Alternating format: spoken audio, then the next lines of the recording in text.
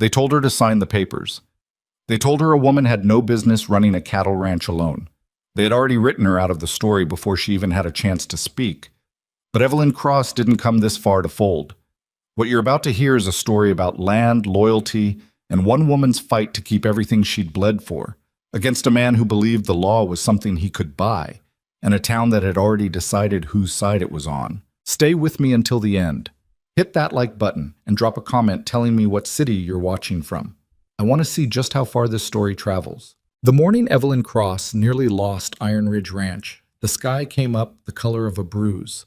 She noticed it from the kitchen window, that sick purple-orange crawling over the eastern ridge like something wounded dragging itself up. And she stood there with her coffee going cold in her hand, watching it, because some part of her understood that this day was going to hurt. She just didn't know yet how many different ways. It was the 14th of October, and she had until noon. That was what the letter said. The one that arrived 3 weeks ago, delivered by Frank Hooper's boy on a horse that needed its shoes done. She'd read it twice standing in the yard, the paper trembling slightly in the dry wind, and then she'd folded it carefully and put it in the tin box she kept under the floorboard in the bedroom. The same box where she kept Marcus's last letter, his pocket watch, and the deed to this land. The Lease Board of Harlan County hereby notifies Mrs. Evelyn Cross that per the provisions of the original Rowan Cross Land Agreement, a review of ranch operations will be conducted on the morning of October 14th. Failure to demonstrate adequate management of the Iron Ridge property may result in transfer of operational authority to the next eligible party as designated under the original terms. The next eligible party. She didn't need to read the name, she already knew it. Silas Rowan, Marcus's cousin, second removed. A man who wore his ambition the way other men wore cologne. You smelled it before he even walked into the room. He'd been circling this land for 2 years, ever since Marcus's heart gave out in the South Field on a Tuesday afternoon in August, with no warning and no goodbye. Just gone, the way some men leave, sudden and permanent and without any of the words that needed saying. Evelyn set her coffee cup down on the counter with more force than she intended. It made a sharp crack against the wood, and she stood very still for a moment, breathing. She was 34 years old. She had 17 head of cattle, down from 42 when Marcus died. She had 400 acres of rangeland, most of it dry, a quarter of the east fence line that needed replacing, a barn that leaked in 3 places, and a reputation in Harlan that had been quietly, methodically dismantled over the past 24 months by a man who never once raised his voice when he was doing it. That was the thing about Silas. He smiled when he destroyed you. She went outside. The ranch yard in early morning had a particular quality of silence that Evelyn had come to think of as the ranch breathing, the way the dust settled, the way the horses shifted in the paddock, the low sound the wind made coming down off the ridge. She used to share it with Marcus, those first quiet minutes before the day started. Now she shared it with no one, and she had learned to find something in that aloneness that wasn't quite peace, but was at least honest. She walked the perimeter of the yard the way she did every morning, checking gates, checking water troughs, checking the lean-to where she kept the tools. The east fence problem nagged at her. 3 sections down, posts rotted at the base, wire rusted through in places. She'd spent 2 weeks trying to repair what she could with what she had, but it wasn't enough. Anyone who walked that fence line today was going to see exactly what the lease board would call inadequate maintenance, and that language would go directly into Silas Rowan's waiting hands. She stopped at the gate and looked out toward the road. Empty. Dawn light coming slant across the dry grass. A hawk riding thermals above the canyon rim. She didn't know why she expected anything. She wasn't waiting for anyone. There was no one coming to help. She'd made sure of that, or rather, Silas had made sure of that for her, slowly and carefully, over the course of 2 years, nudging conversations at the feed store and the church social and the town meeting, planting small doubts the way you plant seeds, patient and deliberate. She's struggling out there, poor woman. Marcus left things in worse shape than anyone knew. She doesn't have the experience for this kind of operation. Someone needs to step in before she runs the whole thing into the ground. He never said she couldn't do it. He was smarter than that. He just kept saying she shouldn't have to, and somehow those 2 things ended up meaning the same in people's minds. Evelyn turned back toward the barn. She had a list. She always had a list. Today's list was short and brutal. Mend what fence she could before 9, document every repair she'd made in the past month with dates and specifics, get the cattle count confirmed, and be standing in this yard at noon when the board members arrived, looking composed and capable, and not like a woman who'd been awake since 4 in the morning, worrying herself half to death. She was pulling on her work gloves when she heard the sound on the road. It was a horse, one horse, coming from the north at a walk, not rushing, not even particularly purposeful, just moving the way an animal moves when it's been going a long while and has learned to pace itself. Evelyn shaded her eyes. The rider was a man, lean and medium height, dressed in the kind of clothes that had been washed many times and had lost their color to the washing. A dun-colored jacket, a hat with a dent in the crown that looked like it had been sat on at some point. He sat the horse easily, not showing off, not slouching, just settled into the saddle the way people get when they've spent a long time moving from one place to another. And there, in front of him on the saddle, tucked against his chest with his arm around her, a child. Small. Maybe 7 or 8. Brown-haired, her face half hidden by the brim of a too large hat that she'd clearly borrowed from someone much bigger. They came up the road slowly, and the man stopped his horse at the gate without being asked, waiting to see if he was welcome before pushing through. Evelyn appreciated that. More men than she'd like to admit would have just ridden in. "Morning," he said. "Morning." She kept her hands at her sides. "You lost?" "No, ma'am." He glanced at the gate, then back at her. "Saw the ranch from the north road. Wondered if you might need a hand." "What kind of hand?" "Ranch work, whatever needs doing." Evelyn looked at him more carefully. Mid to late 30s. A scar along his jaw that had healed a long time ago. Hands that had worked. She could see that even at this distance, the way the knuckles were shaped, the slight permanent curl of the fingers. He didn't smile trying to sell himself. He just sat there and let her look, which was either very confident or very tired.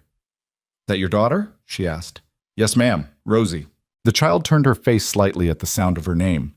She had dark, watchful eyes that were doing exactly what Evelyn's eyes did on this road every morning, taking inventory, noting everything.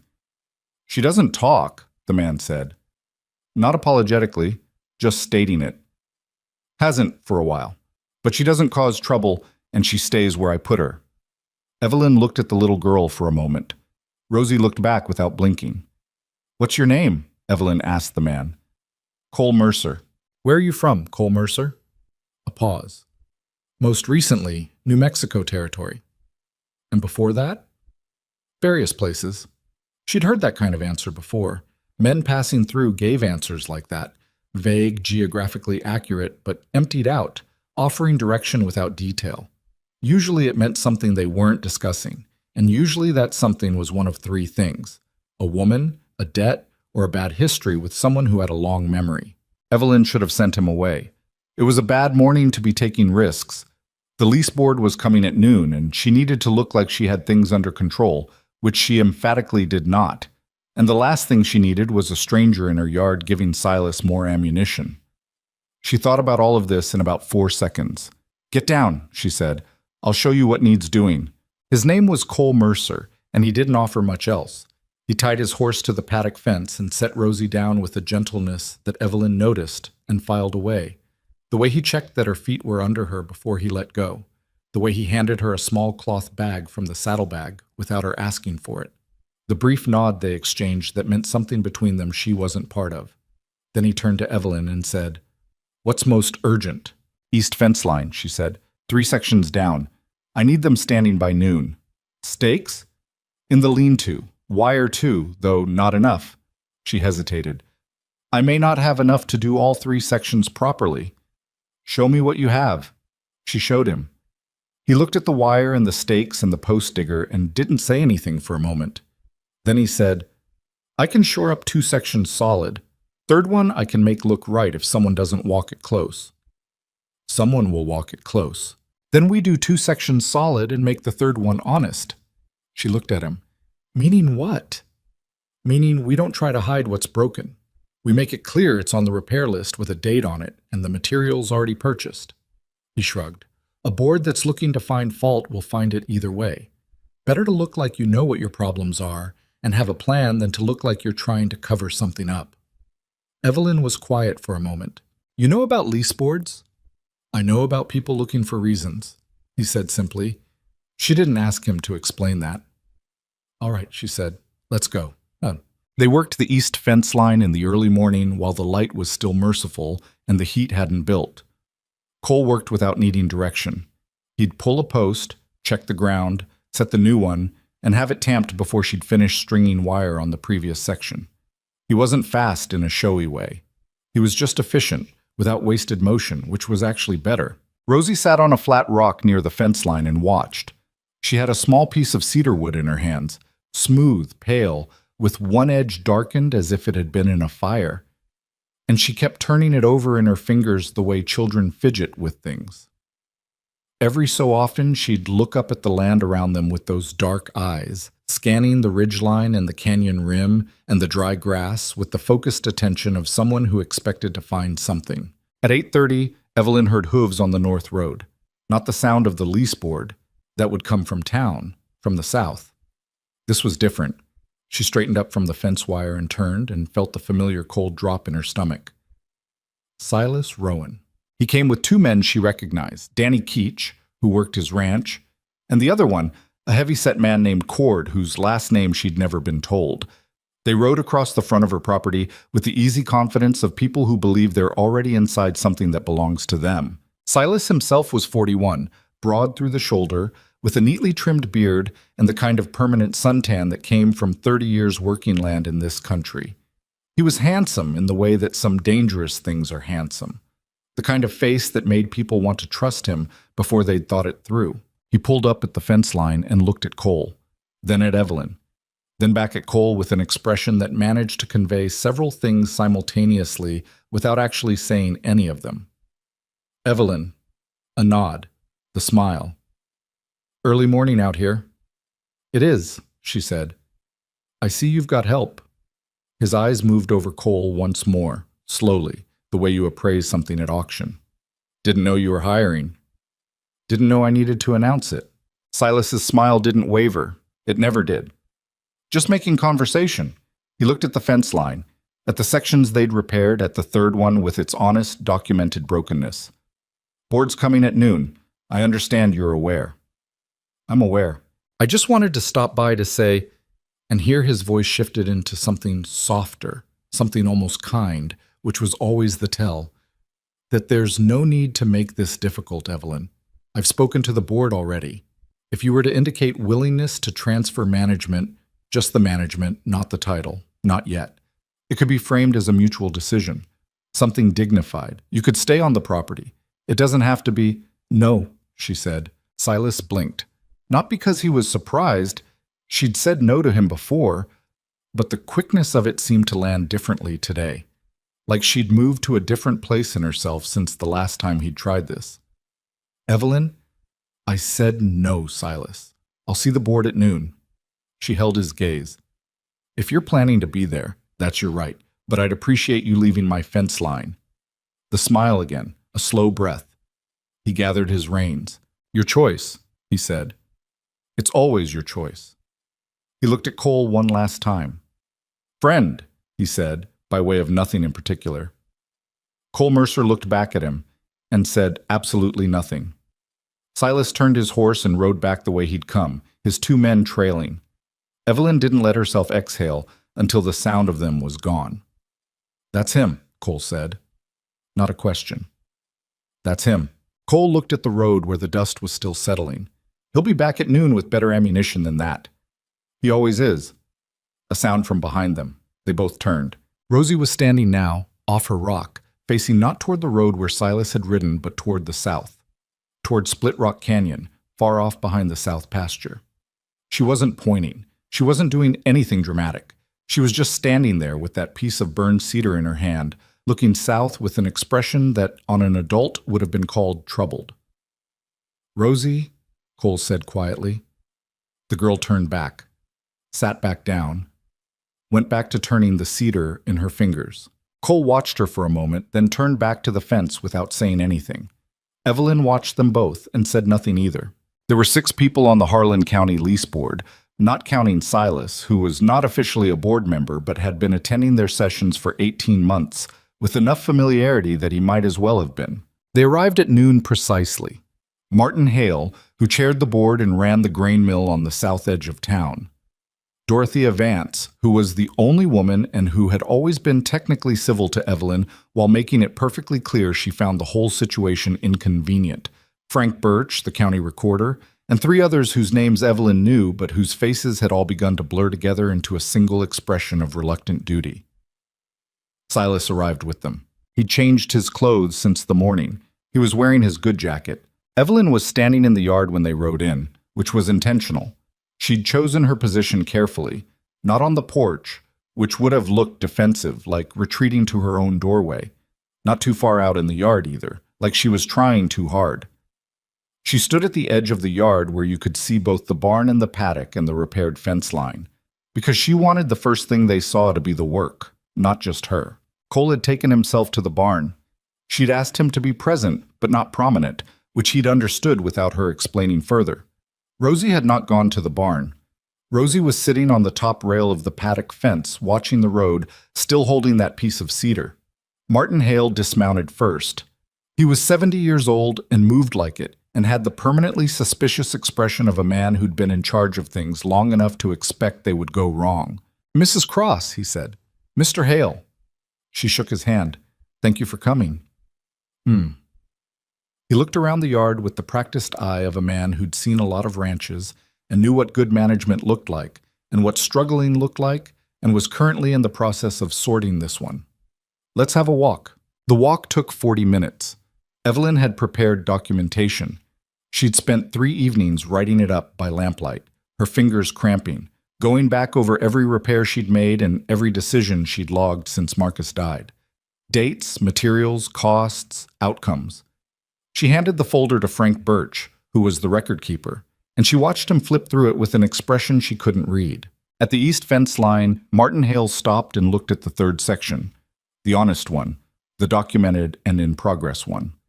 "This section," he said. "Materials are on order," Evelyn said. "The repair log is in the folder Mr. Birch has. Ordered 3 weeks ago, delayed at the Harlan Supply Depot. I have the receipt." Hale looked at the fence, looked at his board members, looked at the receipt Frank Birch was holding up. "It's there," Birch said, a little grudgingly. Silas was standing slightly behind Hale's shoulder. "One section of fence doesn't tell you much about the state of the whole operation," he said pleasantly. "But the cattle numbers might. 42 head when Marcus died, 17 now." He paused to let that land. "That's not a maintenance problem. That's a management problem." Evelyn had been expecting this. She'd been dreading this for 2 weeks, actually, because the numbers were real and she didn't have a clean answer for them, and she'd learned that the worst attacks are the ones that have some truth in them. She looked at Hale. "May I respond?" "Of course," Hale said. 7 of those animals died in the winter of last year," she said. 3 of them I sold at market. The records are in the folder. 5 were lost to what the county vet recorded as wolf depredation. "Or incompetent grazing management," Silas said, still pleasant. "And the remaining 8 have been missing since late summer." She paused. "Which I have not categorized as dead.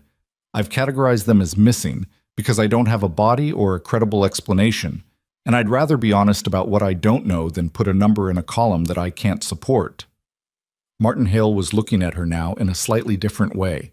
Not warmly, she didn't think warmth was in his range, but with something that might have been attention. "Missing how?" he said. "That's what I'd like to understand," Evelyn said.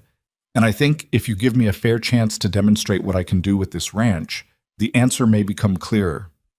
"Or it may become clearer that Silas is right," Dorothea Vance said crisply from the back of the group. "It may," Evelyn said, "but I'm asking for the chance to find out." There was a silence. Silas stepped forward slightly, and the move was smooth and practiced, like he'd been waiting for exactly this moment. "The board's time is valuable," he said. "We all know what the numbers show. We all know what the land looks like. Evelyn is a brave woman. No one's saying otherwise. But bravery and capability aren't the same thing, and this board has an obligation to the land itself, not just to sentimentality about who's standing on it." He didn't look at Evelyn when he said it. He looked at Hale. Evelyn felt the old anger start up in her chest. That particular heat that had no good outlet, that she'd learned to press down and convert into something useful because there was no point in showing it to men who would only use it as evidence. She pressed it down now. "I'm not asking for sentiment," she said quietly. "I'm asking for the same standard you'd apply to any ranch manager with 2 years of documented work, an honest maintenance record, and 8 head of cattle that may be stolen rather than dead. That's what I'm asking for." Hale looked at her for a long moment. "We'll discuss," he said. They discussed in the yard while Evelyn went inside and made coffee she didn't drink. She stood at the kitchen window and watched them. 6 people in a rough circle near the paddock fence, Martin Hale doing most of the talking while the others listened and occasionally added something. Silas had been asked to step back, which was a small thing, but she noted it. He stood near his horse with his arms folded, and from this distance she couldn't see his expression, but she could read his posture, which was the posture of a man who believed the outcome was already settled. Cole came in through the back door. He pulled off his hat and set it on the table and stood there for a second, which was about the longest he'd been still all morning. "How'd it go?" he asked. "I don't know yet." She turned from the window. "He's been working them for months. Hale might be honest, but he's cautious, and cautious people tend to go with the path that makes the most sense on paper. And on paper. On paper, you're short cattle and the fence is damaged." "Yes." Cole nodded. He wasn't trying to make her feel better, which she appreciated. "The missing cattle," he said. "When you say missing, disappeared from the south pasture late August, maybe into September. I found part of a fence cut at the south edge, near the canyon. Not broken. Cut." Cole was quiet for a moment. "Rosie found something this morning," he said. Evelyn looked at him. "Near the feed barn. Tucked into a gap in the foundation, a piece of leather." He reached into his jacket pocket and put something on the kitchen table, a small scrap of dark leather with a distinctive pattern of cuts along one edge. "I don't know what the mark means, but Rosie found it, and she wouldn't let me leave it." Evelyn picked it up. She looked at it for a long moment. "This is a rebranding stamp cover," she said. Her voice came out flat. "You use it to hold a branding iron steady when you're reworking an existing mark. The cuts in the edge are from the iron fitting." Cole said nothing. "Someone was branding cattle on my property," Evelyn said, "or brought equipment here for it. Or left it here on purpose," Cole said. "In a place someone searching the property would find it." She looked up at him. "Who was the board going to find this?" she said slowly. "If they searched the property as part of the review, which they were going to do." Evelyn set the leather piece down carefully. Her hands were very steady, which surprised her. "He was going to let them find it," she said. "Let them find evidence of branding activity on my property, without any cattle to account for it, and let them draw the conclusion that I was the one doing something wrong." Cole said, "That's how I'd read it." Outside, she heard Martin Hale's voice rise slightly, not in anger, but in the way voices rise when something is being decided. She looked at the leather piece on her table and at Cole Mercer standing in her kitchen with his hat in his hands, and no stake in this except the one morning's work she'd given him, and she made a decision that she knew was either very smart or very stupid, and wouldn't be sure which for a long time. "I need to show this to Hale," she said, "right now, before he finishes whatever conclusion he's building." "It'll put you in the middle of a story you can't finish today," Cole said. "You don't have proof of what it means yet. You have a piece of leather. I know. You might think you're manufacturing a distraction." "I know that too." "Okay," Cole said. He picked up his hat. Martin Hale looked at the leather piece for a long time. He didn't touch it. He just looked at it in Evelyn's hand, with Frank Birch and Dorothea Vance flanking him and the rest of the board fanned out in a rough half-circle. Silas had moved closer during the presentation, slowly, the way water moves, without announcing itself. "Found where?" Hale said. "Foundation gap on the east wall of the feed barn," Evelyn said. "Discovered this morning. I believe it's a rebranding cover. Used to steady an iron when working over an existing mark." "You believe," Dorothea said. "I know what it is," Evelyn said. "What I don't know is how it got there, or what it was used for. I'm asking for time to find that out." Silas made a sound that wasn't quite a laugh. "This is... Martin, you can see what's happening here. She's produced a piece of trash she found on her property, and she's trying to spin it into a..." "I didn't ask for your commentary, Silas," Hale said. a beat of silence. That small thing, Hale cutting him off, was the first indication Evelyn had that the morning might not be entirely lost. She kept her face neutral. "What I'm asking for," she said, "is a 30-day extension on the review, not an indefinite delay. 30 days to complete the east fence repair, to investigate the missing cattle situation, and to provide the board with a full accounting." She looked at Hale directly. "If after 30 days the numbers and the evidence still don't support continued management, I'll accept the board's decision." "And if they do support it," Frank Birch said, "then I'd ask the board to recognize that." Another silence, longer this time. Silas's posture had shifted. Less folded arms, more weight on his back foot. A small thing. But Evelyn had spent 2 years learning to read the small things. 30 days, Hale said finally. He said it to the board, not to Evelyn. "This review is continued. The property remains under Mrs. Cross's management pending the extended review." He looked at Evelyn. "You have 30 days. "Thank you, Mr. Hale." He picked up his hat from where he'd set it on the fence post, and in his movement he turned slightly away from Silas, which was the most pointed thing Evelyn had seen a man of his restraint do in years. The board mounted and rode out. Silas stayed. He stayed until the sound of the board's horses had faded, until it was just him and his 2 men and Evelyn in the yard, and then he turned and looked at her with the first expression that wasn't managed.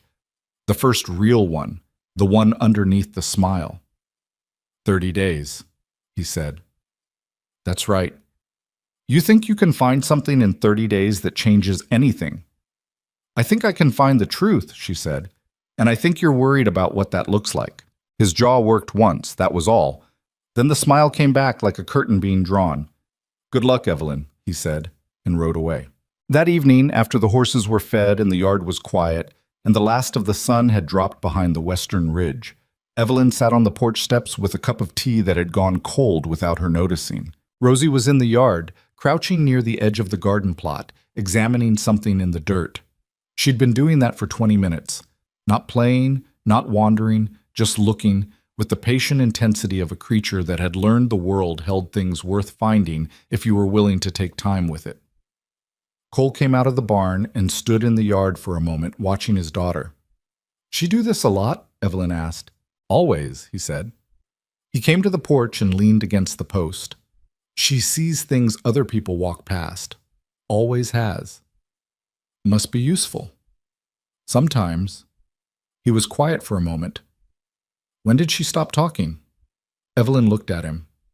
"When my husband died," she said. She stopped. "Wait. You meant Rosie." Something passed over Cole's face.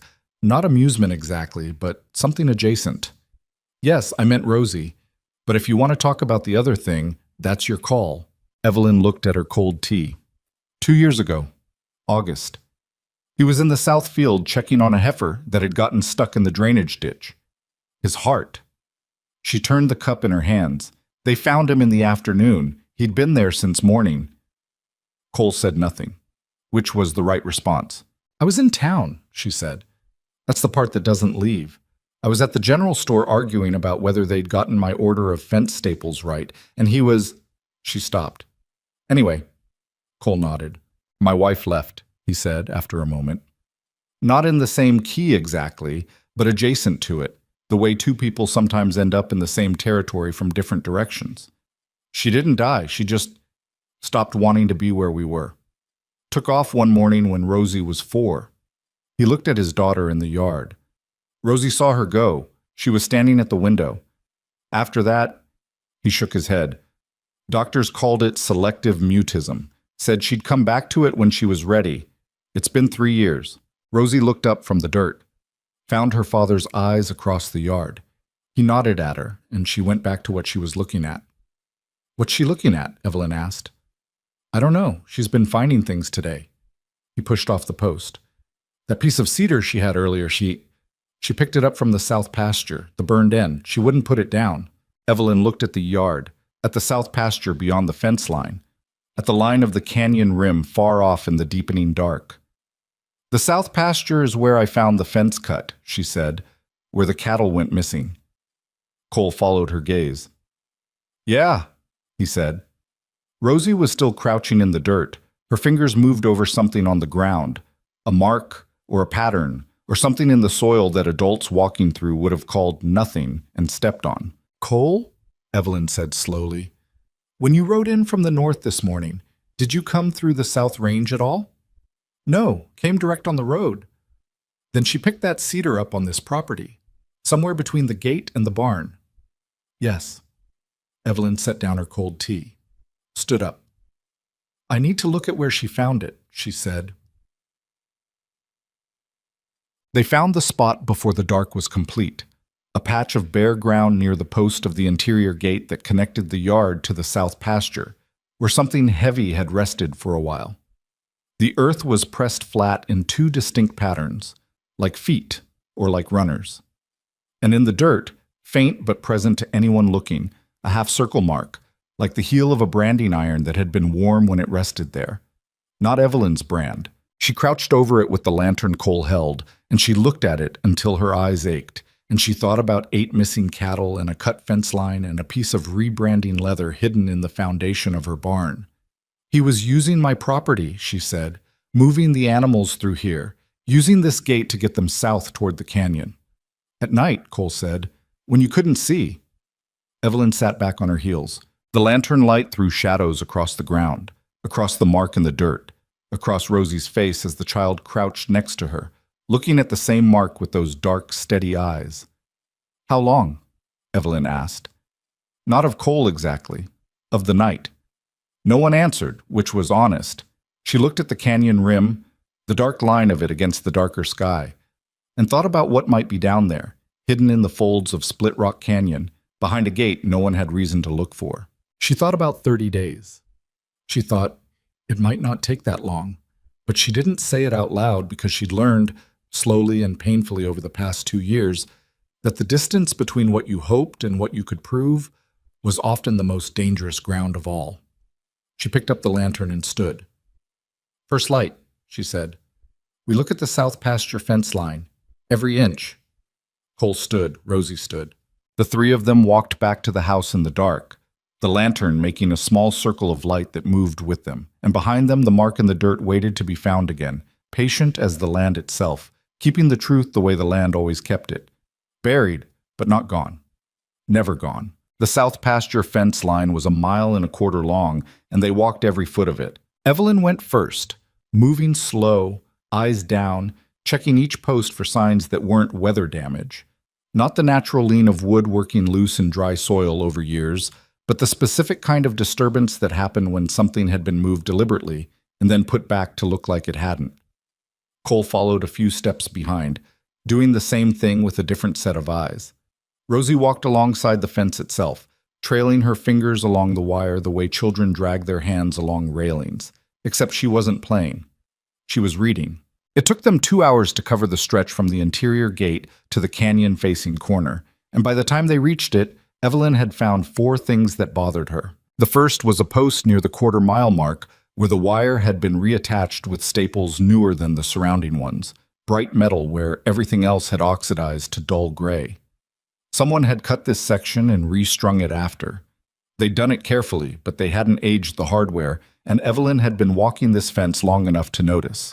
The second was a patch of ground near the half-mile mark where the grass had grown back thinner than it should, the kind of recovery you got after hooves had churned the soil repeatedly over weeks, a trail that had healed over but not completely.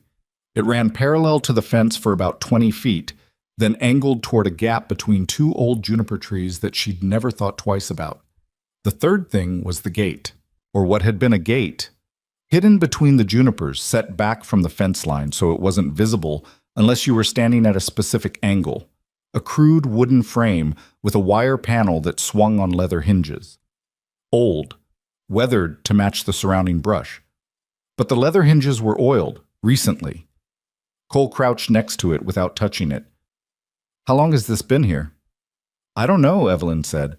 "I don't know if Marcus knew about it. It could have been here for years. Someone's been using it." "Yes." The fourth thing was what Rosie found about 6 feet past the gate on the canyon side. She stopped walking and pointed down, and when they came to look, they found a scrap of leather about 2 inches wide with a pattern of small cuts along one edge. The same pattern as the piece Cole had found at the feed barn foundation. Not identical, but from the same set. Like someone cutting a template and leaving scraps as they worked. Cole picked it up. Held it next to the piece he'd been carrying in his jacket since yesterday. Fit them together, and the cut patterns matched almost exactly. Neither of them said anything for a moment. He was rebranding them here, Evelyn said. On my property, before moving them south into the canyon. Cuts down on the distance you're moving marked cattle, Cole said. If anyone spotted the herd on the road, they'd already be wearing the new brand. You just look like a rancher moving his own animals. Evelyn looked through the juniper gate toward the south, where the canyon dropped away from the pasture in a series of broken shelves and dry washes. Split Rock Canyon went deep, 3 miles at least of tangled ravines and narrow corridors that she'd never had reason to explore. No water down there worth bringing cattle to. No grazing to speak of. Everyone in Harlan County knew that, which was exactly the point. I need to go down there, she said. Cole looked at the canyon. It's rough country. I know what it is. I've lived next to it for 8 years. I'm not saying you can't handle it. I'm saying it's going to take a day, maybe 2, to do it right.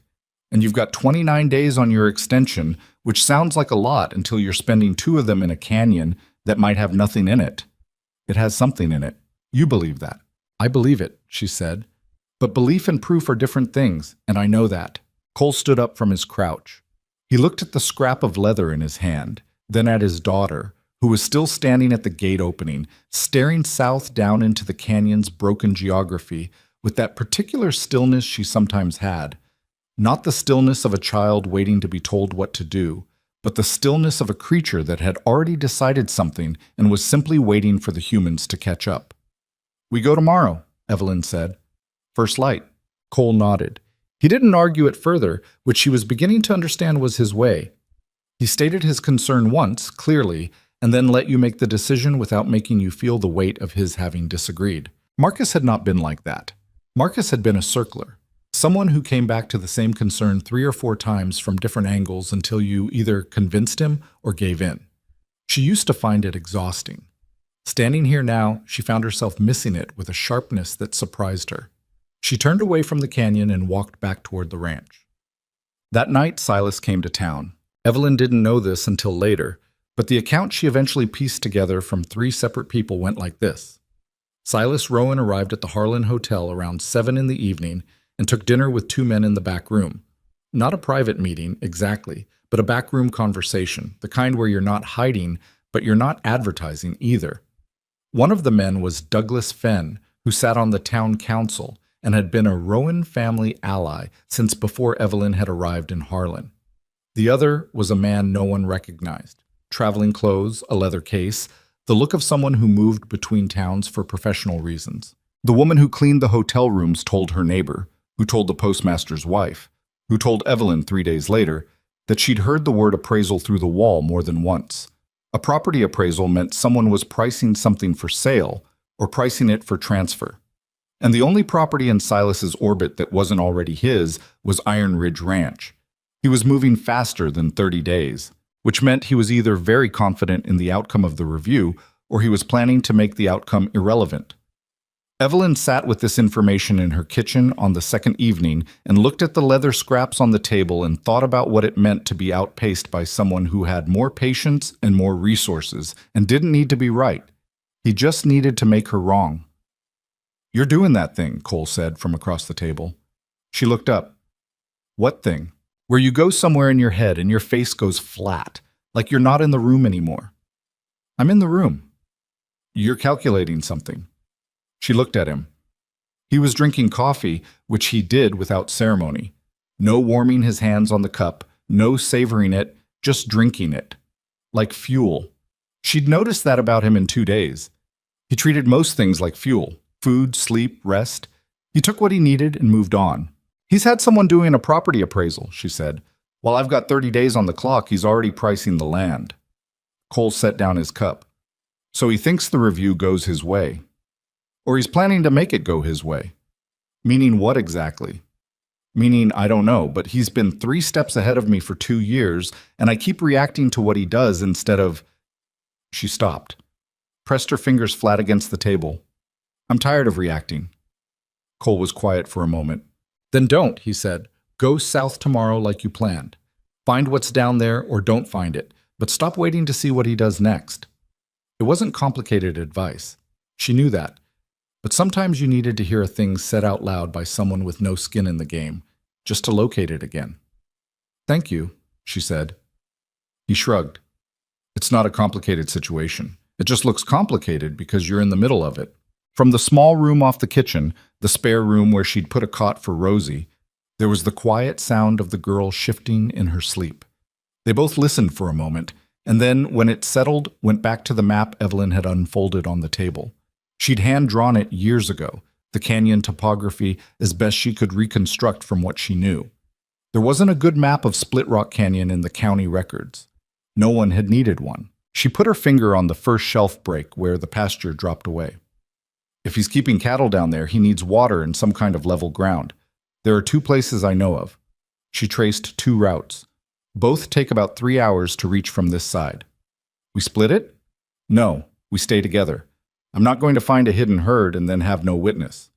Cole looked at her for a moment. That's smart. I have my moments. The next morning, Evelyn went into town alone. She had a reason. She needed to pick up the fence staples she'd been waiting on, and she needed to see Frank Birch at the recorder's office about documenting the leather findings properly, because she'd decided that whatever she found in the canyon, she wanted a clear paper trail going in, not just coming out. She'd been the kind of person who documented things since Marcus died, not because she was naturally organized, but because she'd quickly discovered that the moments when you most needed proof were always the moments you hadn't thought to make any. Harlan was a town of about 400 people in the valley between 2 dry ridges, and it had the particular quality of small frontier towns where everyone knew your business but pretended they didn't. Walking the main street, Evelyn could feel the awareness of her. People noticing without looking, conversations that shifted slightly in register when she passed the hardware store, the way Nell Birch glanced up from her sweeping and offered a smile that was slightly warmer than it needed to be, which meant she'd heard something and felt guilty about it. She went to the recorder's office first. Frank Birch was 62, methodical, and had the recorder's particular virtue of caring about documentation for its own sake, independent of what the documentation proved. He'd been in this office for 20 years, and he treated evidence the way a pharmacist treated medication. Precisely, without interpretation. She showed him the leather scraps. He put on his glasses and examined them for a long time without speaking. "Where exactly did you find these?" he said. She told him. Dates, locations, circumstances.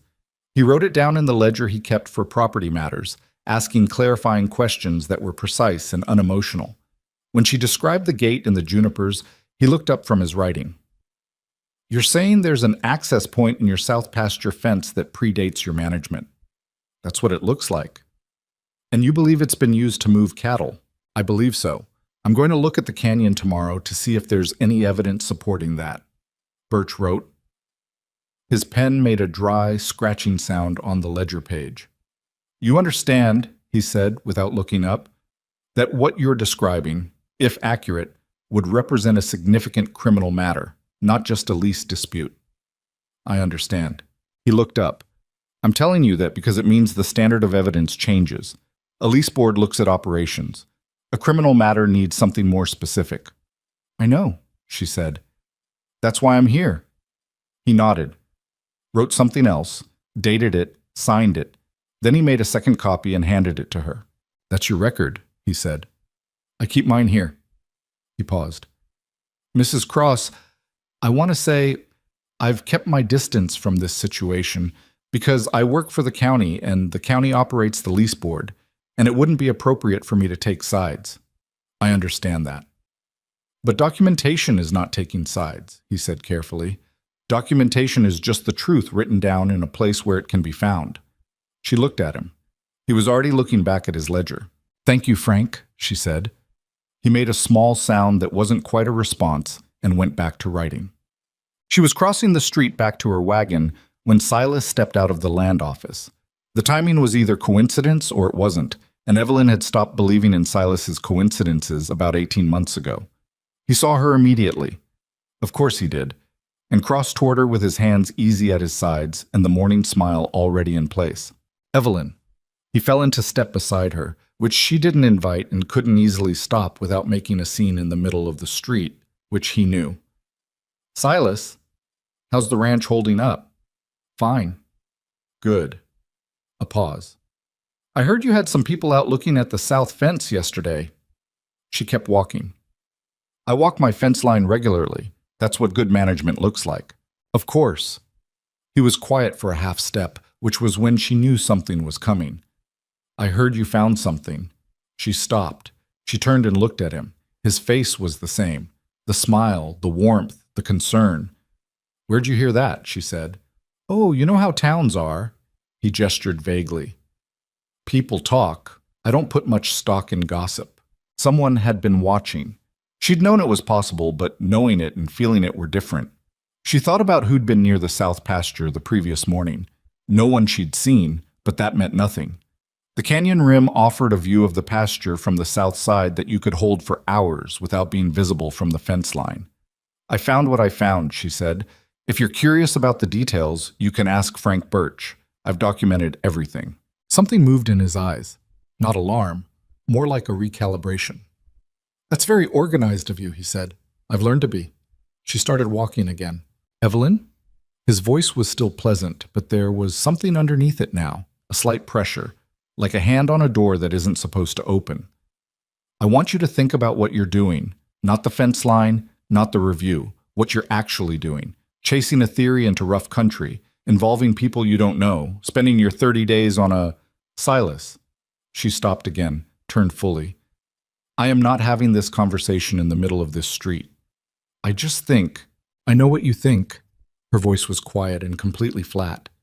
I have known what you think for 2 years. What I'm doing is managing my ranch and pursuing a legitimate investigation into missing livestock, and that is exactly what this extension was granted for. So whatever you are going to say next, keep it. She walked to her wagon without looking back. Her hands were shaking when she got in. She put them in her lap and breathed until they stopped, because there was no point in shaking, and she didn't have time for it. On the third morning, they got up before light. Cole had the horses ready when she came out of the house. Her bay mare and his dun, both saddled, the saddlebags packed with water and a day's worth of food, and the rope they'd need if there was any climbing involved. Rosie came out behind Evelyn, already in her boots, with her hair braided roughly the way it always was, and the piece of cedar from the south pasture tucked into the pocket of her jacket. Evelyn had debated whether to bring the girl. She'd thought about it the previous evening, and then thought about it again lying awake at 2 a.m, and eventually arrived at the same answer both times. Rosie had found everything that mattered so far, and leaving her behind felt less like protection and more like arrogance. You stay close, she told her. Rosie looked at her with those steady eyes, the look that wasn't agreement exactly, but was acknowledgement. They rode south. The pasture in pre-dawn was silver and cold, the grass stiff with a thin frost that wouldn't last past sunrise. The juniper gate in the south fence line was standing when they reached it, looking smaller in the dark than it had in daylight. Cole swung it open with one hand and held it while Evelyn rode through, then Rosie behind her. Then he followed and latched it, and they rode on down the first shelf break into the canyon. The canyon did something to sound. The open pasture had the usual frontier silence, birds, wind, the creak of saddle leather. But below the first shelf break, the walls started closing and everything changed register. Sounds came back at you off the rock faces. The horses' breathing was louder. The world got smaller and harder. Evelyn had ridden into Split Rock Canyon twice in her years at Iron Ridge, once with Marcus to look for a heifer that had gotten through a fence break, and once alone in the first spring after he died, for no reason she could fully explain, maybe just to be somewhere that had nothing to do with the things she needed to do. She'd found the canyon empty both times. Good hiding country, she'd thought, just not hiding anything. They followed the eastern wall of the canyon for 2 hours, moving carefully on the rocky ground, watching where the horses put their feet. Cole was behind her, giving her the lead, which she appreciated. This was her land and her knowledge, and she wanted to be in front. The first water source was a seasonal pool in a rock basin at the 2-mile mark. She'd thought about this one first because of the level ground surrounding it, about 3 acres of relatively flat canyon floor, the kind of accidental geography that could hold a small herd if you had feed supplementing the dry grass. The pool was empty, the ground around it undisturbed. She checked anyway, crouched down and looked at the soil for the pressed-in patterns of hooves, ran her hand along the base of the canyon wall, feeling for anything soft or new. Nothing. Cole was watching her from the saddle. He didn't say anything. "Second spot is further," she said. "Another mile. Tighter canyon. You want to eat first?" "No." They rode on. The second water source was different from the moment she saw the approach. The ground changed 100 yards out. Not dramatically, not obviously, but she was walking her horse slowly enough to see it. The soil was disturbed, not just by weather, the kind of disturbance that happened when many hooves crossed the same ground repeatedly over days or weeks. The dry grass was flattened in a fan pattern, pointing toward the narrowing of the canyon walls ahead. Cole saw it too. She knew because he straightened in his saddle without her saying anything. They slowed the horses to a walk and came around the last curve of the canyon wall and stopped. The canyon opened into a hidden pocket, maybe 5 acres, maybe 6, bowl-shaped and sheltered from the wind. A natural pool fed by a seep in the far wall, ringed with salt grass. And on every foot of that grass, and around that pool, and pressed against the canyon walls in the dusty shade, were cattle. Not 8. Not 15. Evelyn counted fast, heart knocking, and got past 30 before the animals started shifting and making it harder. Her bay mare felt the tension in her hands and moved sideways, and she steadied the horse with one knee and kept counting. 38, 40, 43.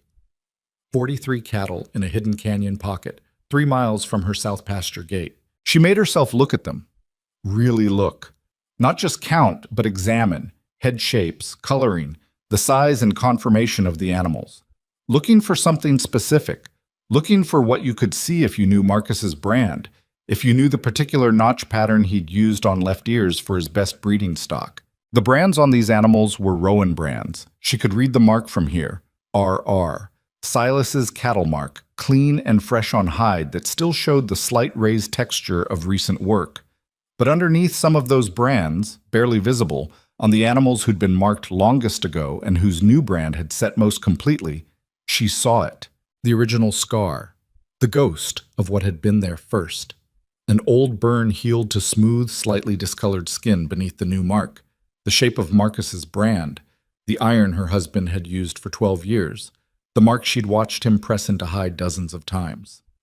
Her cattle. Her stolen cattle. Rebranded and hidden in her own canyon, 3 miles from her fence line.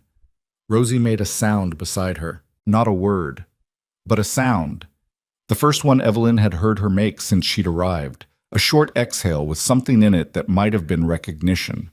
Evelyn looked at the girl.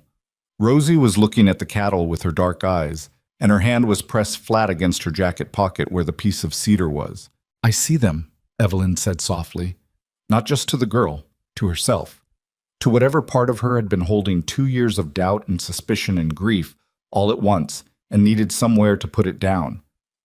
"That's enough to see," Cole said quietly, behind her. "But we can't hold it." "I know. He'll move them if he knows we found—" "I know, Cole." She pulled her mare back from the edge of the bowl.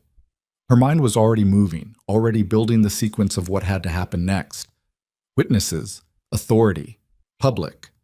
Everything in the open where it couldn't disappear the way truth had a habit of disappearing in private.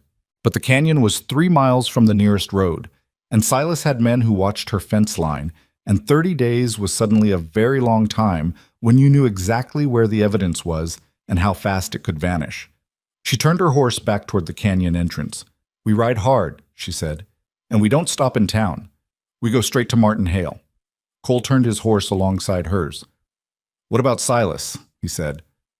"If he finds out you've been here, he's going to find out regardless."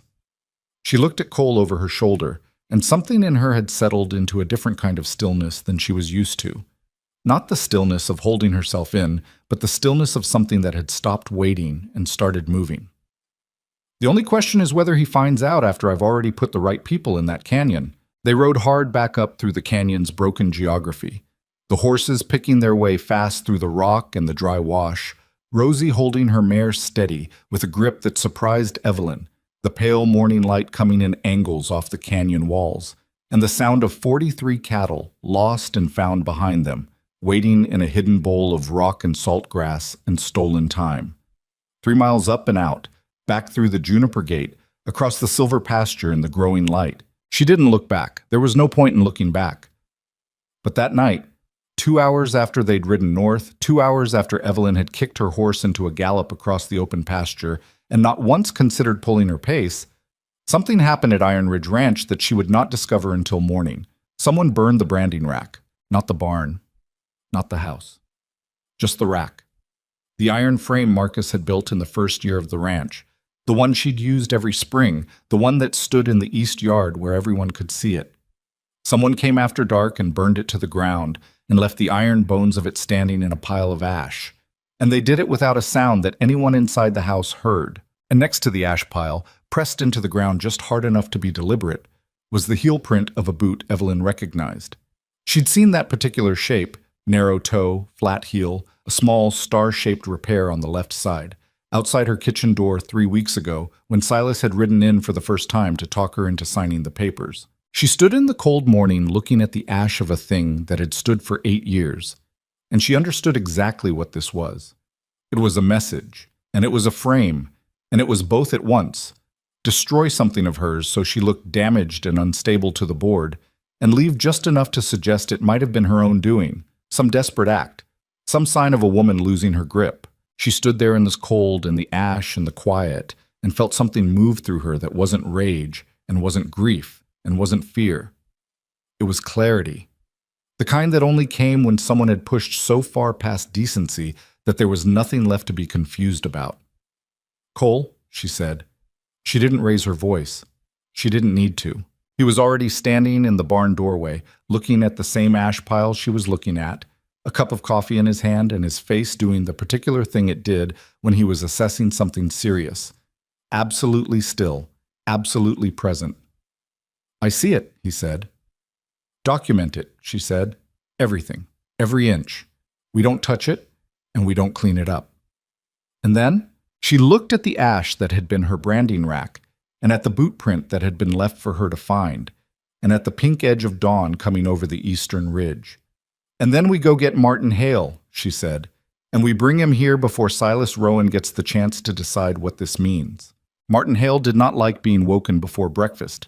Evelyn knew this because his wife, a small, sharp-eyed woman named Clara, said so directly when she opened the door and found Evelyn standing on the porch at 6:45 in the morning with mud on her boots and Cole Mercer behind her, and a look on her face that apparently communicated enough that Clara stepped back and called her husband's name up the stairs without asking any further questions. Hale came down in his suspenders with his coffee and his bad mood and looked at Evelyn the way he looked at everything before 8 in the morning, which was with deep suspicion of its necessity. "Mrs. Cross?" "Mr. Hale, I need you to come to my ranch. I was just there 2 days ago. Something's happened since then." She kept her voice even. "Someone burned my branding rack last night. The frame's still standing, the boot print's still in the ash. I need you to see it before anything disturbs it." Hale looked at her over his coffee cup, then at Cole, then back at her. "Burned," he said. "Yes, sir." "Your own branding rack?" "Yes, sir." He was quiet for a moment, and she could see him working through the same calculation she'd worked through standing in the ash at dawn. What it meant, who it pointed to, what a reasonable man was supposed to do with it. Hale was cautious and sometimes slow, and had the institutional inertia of a man who'd run things long enough to distrust urgency. But he was not dishonest. She'd always believed that about him, even when his caution had worked against her. "Give me 10 minutes, he said. Clara was already handing him his jacket. They rode back to Iron Ridge in the early morning with Hale and Frank Birch, whom Hale had insisted on stopping for because Birch was the county recorder, and anything that went into the official record needed Birch's eyes on it first. Birch had taken this with his usual equanimity and brought his ledger.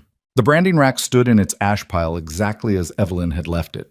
She'd made Cole and Rosie come inside and stay there so there'd be no question of disturbance. The boot print was still pressed clear into the gray ash near the south edge of the pile. The narrow toe and the star-shaped repair on the left heel, exactly as she'd seen it at dawn. Hale crouched over the print for a long time without speaking. Birch documented it, measurements, description, a careful sketch in the ledger margin. Cole stood in the barn doorway and watched without contributing, which was the right instinct. "You said you recognized this print," Hale said finally. "I believe I do. I saw it outside my kitchen door approximately 3 weeks ago. I didn't document it at the time because I had no reason to." She paused. "I document things now. I didn't always. That's something I've had to learn." Hale looked at her. Something shifted in his expression. Not warmth, still not that, but something that might have been a recalibration of his previous reading of her. "Who does it belong to?" he said. "I believe it belongs to Silas Rowan. I won't say I'm certain, because I'm not, and I don't want to put something in your record that I can't support." She met his eyes. "But I'd ask you to consider who benefits from my branding rack being destroyed 2 weeks into a management review," Birch wrote. Hale stood up from his crouch, and his knees cracked doing it, and he made the face people made when their bodies reminded them of their age. He looked at the ash pile for another moment. "This isn't enough on its own," he said. "I know, but it's not the only thing I have to show you." He looked at her. "There's more?" he said. "Yes," she said. "And for that, I need to ask you to ride south with me, into the canyon." Hale looked at the sky, looked at Frank Birch, looked at his horse tied to the paddock fence. "How far south?" he said. 3 miles. He made a sound that was not enthusiasm. "Clara's going to have my breakfast cold by the time I get back." "I know. I'm sorry for that." He put his hat on. "Let's go." The ride into Split Rock Canyon the second time was different from the first. The first time, Evelyn had been running on urgency and instinct, and the particular sharp focus that came from finding something you'd been looking for without knowing you were looking. This time, she was aware of every minute passing, every step the horses took, every sound the canyon walls threw back at them. Because this time she had witnesses, and witnesses could be lost, and the ground she was taking them to could be empty by the time they got there. She hadn't told Silas they'd been in the canyon, but someone had burned her branding rack, which meant someone had been watching, which meant the canyon might already be... She stopped that thought. There was no use in it until she could see for herself. Cole rode up beside her on the second shelf break, where the canyon walls started closing in, and the light changed quality. "You're riding like you're trying to outrun something," he said quietly. "I'm trying to outrun the possibility that there's nothing left to find when we get there. If it's empty, we have the leather scraps and Birch's documentation and a boot print. That's not enough." "No," he agreed. "It's not, but it's something." She looked at him. He was looking straight ahead, picking his horse's path through the rock. "You're not trying to make me feel better," she said. "I figured you'd rather know what you actually have." "I would," she said, and meant it. They came around the last curve of the canyon wall, and Evelyn pulled her mare up and looked into the hidden bowl and felt the breath go out of her in a way she hadn't expected. Not a gasp, not a sob, just a simple deflation of something she'd been holding tight for the past 4 hours. The cattle were still there. 43 head, some standing, some lying in the shade of the West Canyon wall, exactly where she'd left them the previous afternoon. The pool was churned at the edges from overnight drinking. The salt grass was grazed back around the perimeter. The canyon smelled of animal and dust, and the particular dry mineral smell of the rock seep. Behind her, she heard Martin Hale make a sound that she couldn't categorize exactly, something between surprise and a reluctant kind of recognition. The sound a cautious man makes when the evidence does something he wasn't expecting. "That's a lot of cattle for an empty canyon," Frank Birch said. "Yes," Evelyn said. "It is." She rode down into the bowl ahead of the others. The cattle shifted but didn't bolt. They were settled here, had been settled here long enough to be used to the space, which told her something about how long they'd been hidden. She moved her horse slowly through the outer edge of the herd, reading brands, counting, doing what she'd done yesterday, but now with Hale and Birch behind her and the weight of what she needed them to understand sitting on her like something physical. "Come look at this one," she said. She'd stopped beside a 3-year-old red steer near the center of the herd. One of the older acquisitions, she thought, based on how thoroughly the new brand had set. She got down from her mare and knelt beside the animal's flank, and it was a measure of how settled this herd was that the steer only shifted slightly and didn't pull away. She ran her hand over the RR brand mark. Let Hale come close enough to see. Fresh brand, Hale said. Look underneath, she said. Feel here. She guided his hand, which he allowed, slowly, to the slightly different texture of skin beneath the new burn. The old scar, healed to a different density than the surrounding hide. The ghost shape of what had been there first. Hale's hand went still. He crouched lower, putting his eyes close to the hide. Birch was beside him, ledger already open.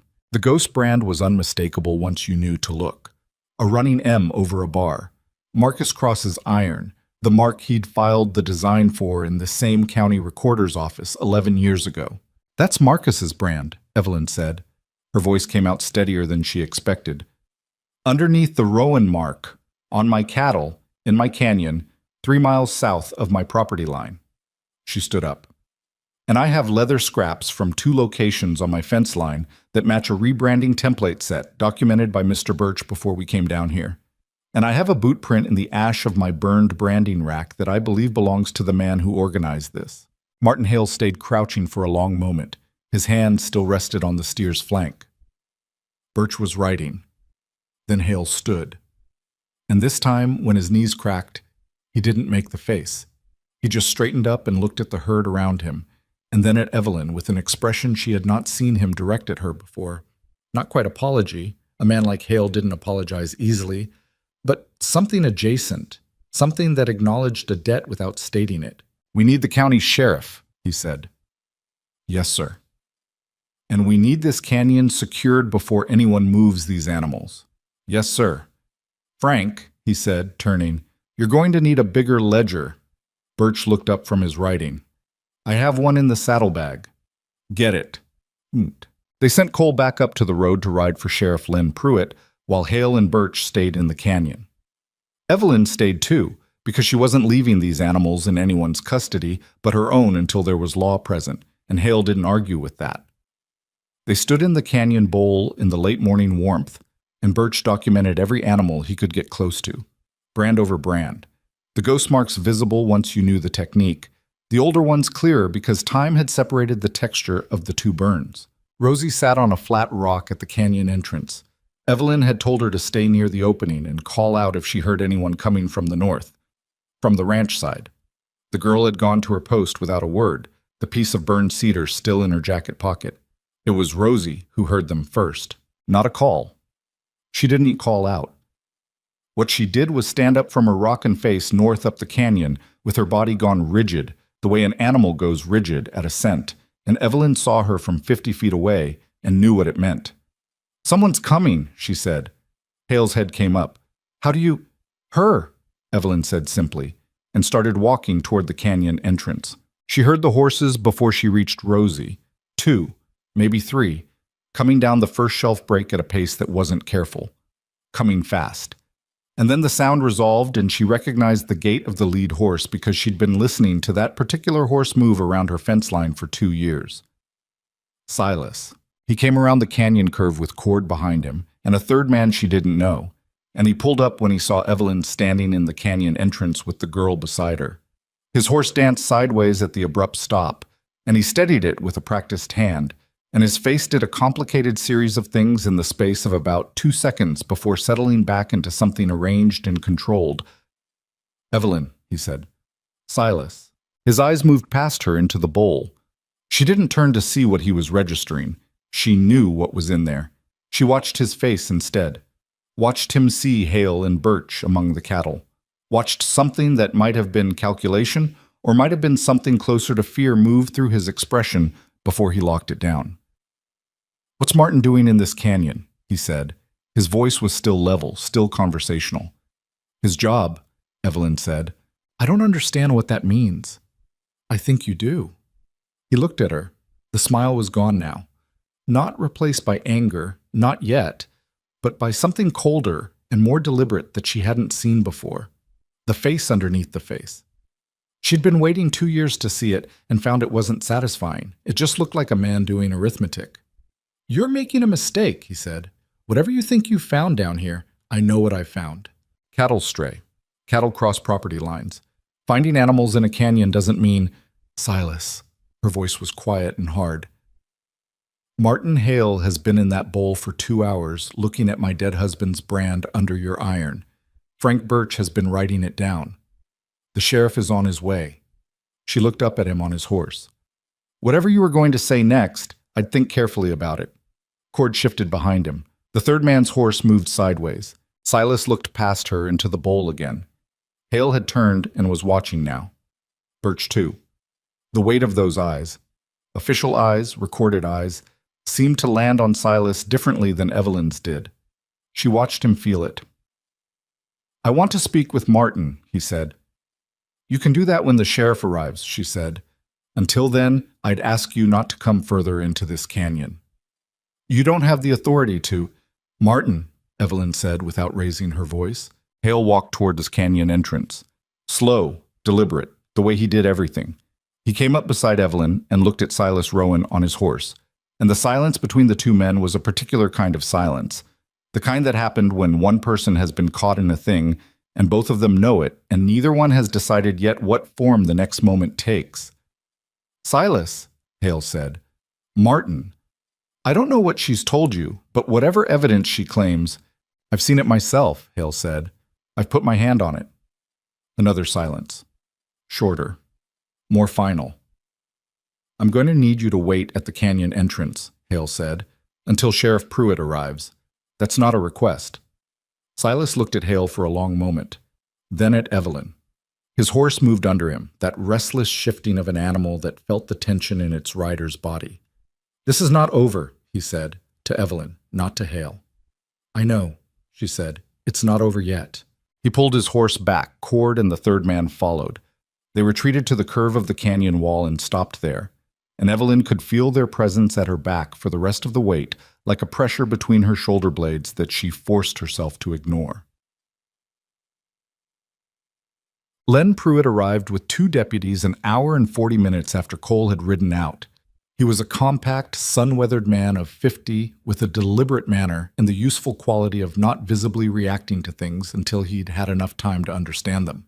Cole had caught him at his office, and he'd come without asking for more than a sentence of explanation, which told Evelyn either that Cole was persuasive or that Pruitt had already been forming his own questions about certain things in Harlan County. He went into the canyon bowl and spent 30 minutes there with Hale and Birch. Then he came back out and stood at the entrance and looked at Silas Rowan sitting his horse at the curve of the canyon wall. Silas, he said, why don't you come on down and we'll talk? What followed was not fast. None of it was fast, and Evelyn had understood by this point that it wasn't going to be. The law moved at its own pace, and evidence had to be processed in sequence, and Silas Rowan had enough standing in this county that even with a canyon full of rebranded cattle, the conclusion of things would take time. Pruitt was methodical and fair, and he questioned everyone, including Evelyn, which she had expected and prepared for. Silas said the cattle had wandered from his north range through a gap in the fence line, and he'd been in the process of arranging their return. He said it smoothly and without visible panic, which she had to grudgingly acknowledge was impressive. He had a prepared version of events, which meant he'd considered this possibility, which meant some part of him had known this day might come. But Cord made a mistake. It was a small one, the kind that happened when a man who wasn't the principal player in something got nervous and started trying to explain too much. Pruitt was talking to him near the canyon entrance, routine questioning, and Cord said unprompted that he'd never been to the South Pasture fence line, and Pruitt asked him why he'd mentioned the South Pasture fence line when no one had brought it up, and Cord's face did something that no amount of composure could undo. Pruitt noted it in the way that experienced lawmen noted things. Without expression, without reaction, just quietly filed. Evelyn watched all of this from 20 feet away, where she'd been asked to wait, standing next to Cole and Rosie in the thin afternoon shade of the canyon wall. She watched Cord's face do its complicated thing and watched Pruitt's face do nothing in response, and felt something shift in the balance of the afternoon. He's going to need more time to put it all together, Cole said quietly. I know. The cattle stay here until then, under Pruitt's authority. I know that too. He was quiet for a moment. You did it, he said. She looked at him. Don't do that yet, she said. This isn't done. No, he said, but you found them. That matters.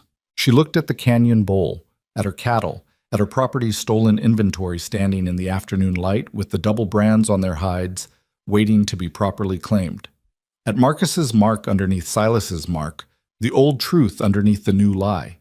The way things often were. Buried, but present. Waiting for someone to look close enough and long enough to find it. She didn't feel triumphant.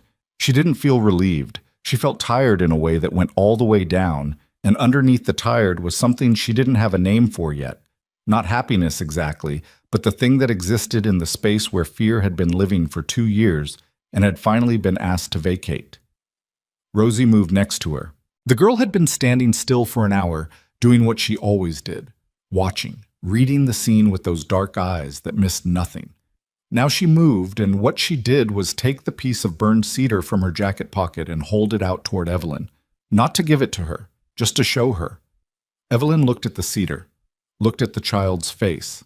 Rosie's expression was complicated in the way children's expressions were when they understood something that adults were still catching up to. Not satisfied, not happy, but with the particular gravity of someone who had been carrying a piece of knowledge and was watching the world finally arrive at the same place. Evelyn took the cedar from her hand. It was light, pale on one side, darkened on the burned end, smooth from being handled. She didn't know where Rosie had found it, and she'd never asked, because the child couldn't answer, and because somehow it hadn't seemed like the most important question.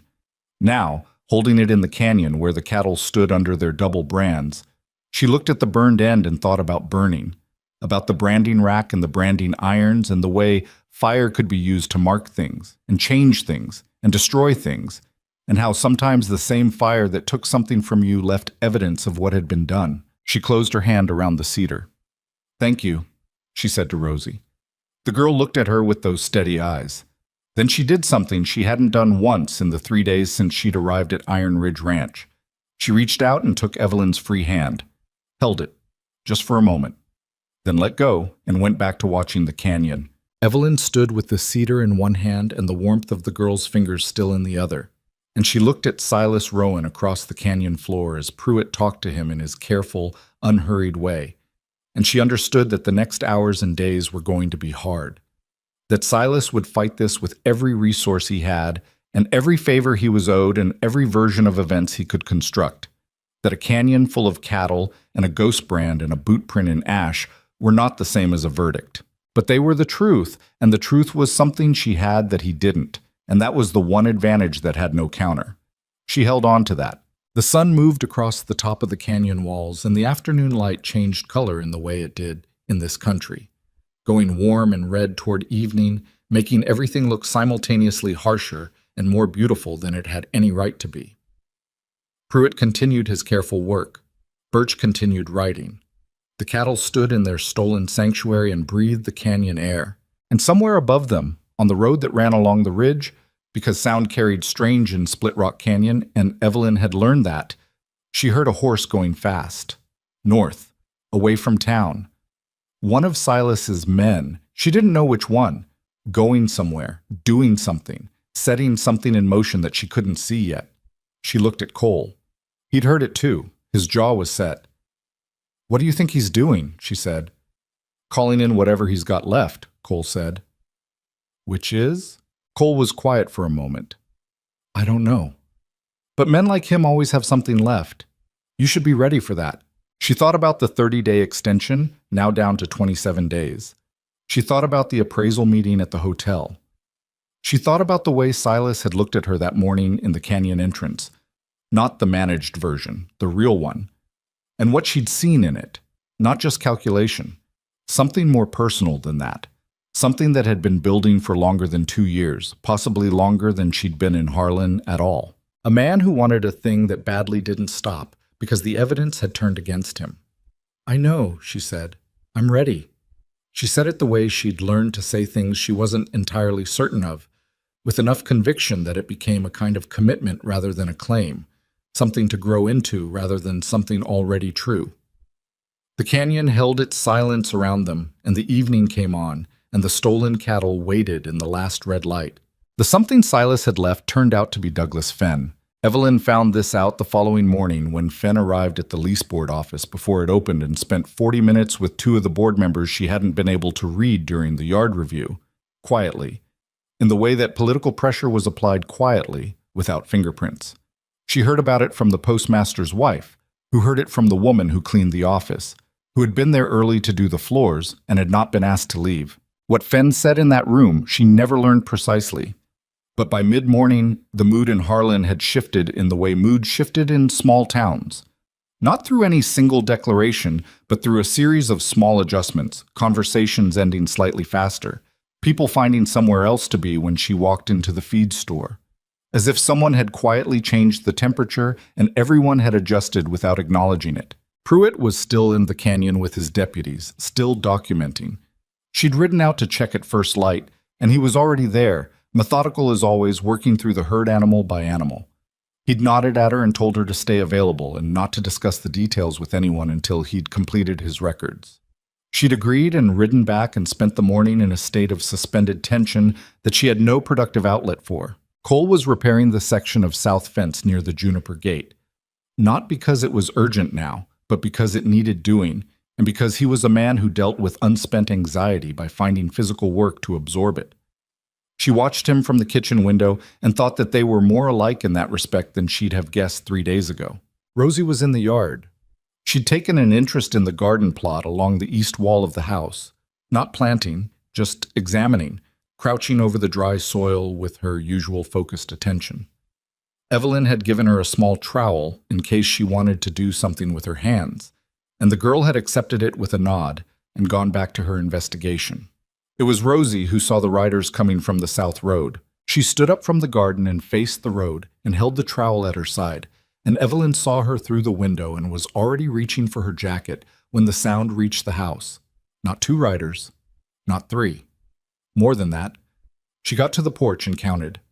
6 horses, coming at a canter, and leading them was Silas Rowan with the morning sun at his back and his good jacket on for the second time in a week.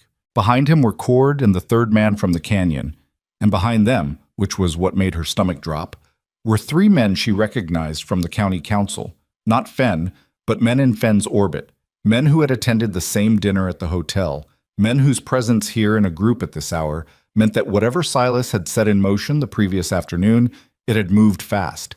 Cole had heard them. He was walking back from the fence line, his tools in one hand, watching the road. Silas pulled up at the yard gate and looked at Evelyn on the porch.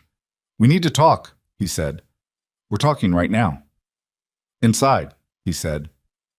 "Privately." "No." He looked at her for a moment. The smile was back, but it was thinner than it had been, worn at the edges. "Evelyn, I'm trying to offer you—" "Whatever you're offering, you can offer it here," she said. "In the yard, in front of whoever wants to listen." Behind him, the 3 councilmen exchanged a glance. Cord was watching Cole with the careful attention of a man doing a threat assessment. Silas got down from his horse. He came to the gate and rested his hand on the top rail, which was as far as she was going to let him come without an invitation, and they both knew it. "What happened in the canyon yesterday was a misunderstanding," he said. "The cattle drifted, like I told Pruitt. There's a gap in my north fence line that I can document. I can bring 3 men who've seen it. The brands? Are your brands over my husband's brands?" she said. Martin Hale felt it with his hand. Frank Birch wrote it down. "Evelyn." His voice dropped, went patient and careful. "A brand scar is not definitive evidence. Animals carry old marks from previous owners. Cattle change hands, and sometimes the paperwork isn't—" "These cattle never changed hands," she said. "They disappeared from my south pasture in August without a bill of sale, without my knowledge, without any documentation whatsoever. They're in my county records as missing livestock, filed with Frank Birch 6 weeks ago. And they're wearing your iron over my dead husband's mark." She held his gaze. "There's no version of that story that's a misunderstanding." One of the councilmen, a thin-faced man named Garrett Toll, who ran the land title office, cleared his throat. "Mrs. Cross, the council is concerned that this situation is being escalated beyond what the evidence actually—" "Mr. Toll," she said, "with respect, you work for the county. Len Pruitt works for the county. I'd suggest that the county's position on the evidence is something you work out with him, Not with me, in my yard, the morning after he documents it. Toll's mouth closed. Silas looked at her with the real face again. The one under the other one. She was getting to know it now. I have friends on that lease board, he said quietly. Just to her. The councilmen were close enough to hear, but he kept his voice low enough that it had the quality of a private statement. I have friends in the county recorder's office. I have friends who've been in this valley a lot longer than you have, and who have a lot more invested in how things go here. You think finding some cattle in a canyon ends this? It doesn't end this, it makes it uglier. She had to give him credit for that. The honesty of it was almost refreshing after 2 years of the smile. I know it doesn't end it, she said. That's why I didn't try to end it in a canyon with nobody watching. She looked past him at the councilmen, at Cord, at the third man whose name she still didn't know. That's why I brought Martin Hale. Silas stared at her. You're making an enemy, he said. You made yourself one, she said. I just finally started paying attention. He stood there for another moment, hand on the fence rail, and the morning was quiet around them. The horses moving slightly, the sound of the wind off the ridge, Rosie somewhere behind Evelyn in the yard being perfectly still in the way she was when something important was happening. Then Silas stepped back from the gate. We'll see how Pruitt's report reads, he said. Yes, she agreed. We will. He mounted and rode, and the councilmen went with him, and Cord and the third man last, and the sound of them faded south, and Evelyn stood on her porch until it was completely gone. Cole came to stand beside her. That was him seeing how much you'd bend, he said. I know. You didn't bend. No. She went inside. Come help me figure out how to make sure Pruitt's report actually gets heard by the right people before Silas gets to the wrong ones. Oh, it took 4 more days. 4 days of Pruitt's careful documentation, of Birch's expanding ledger, of Evelyn providing every record she had, purchase receipts, cattle counts, the county vet's report on the 5 animals recorded as wolf depredation, her own handwritten logs going back 18 months. 4 days of Silas being visible around town in the particular way that men with influence were visible when they were worried, at dinners, at the council office, at the feed store counter, everywhere that conversations happened. She heard 3 different versions of his alternate explanation during those 4 days.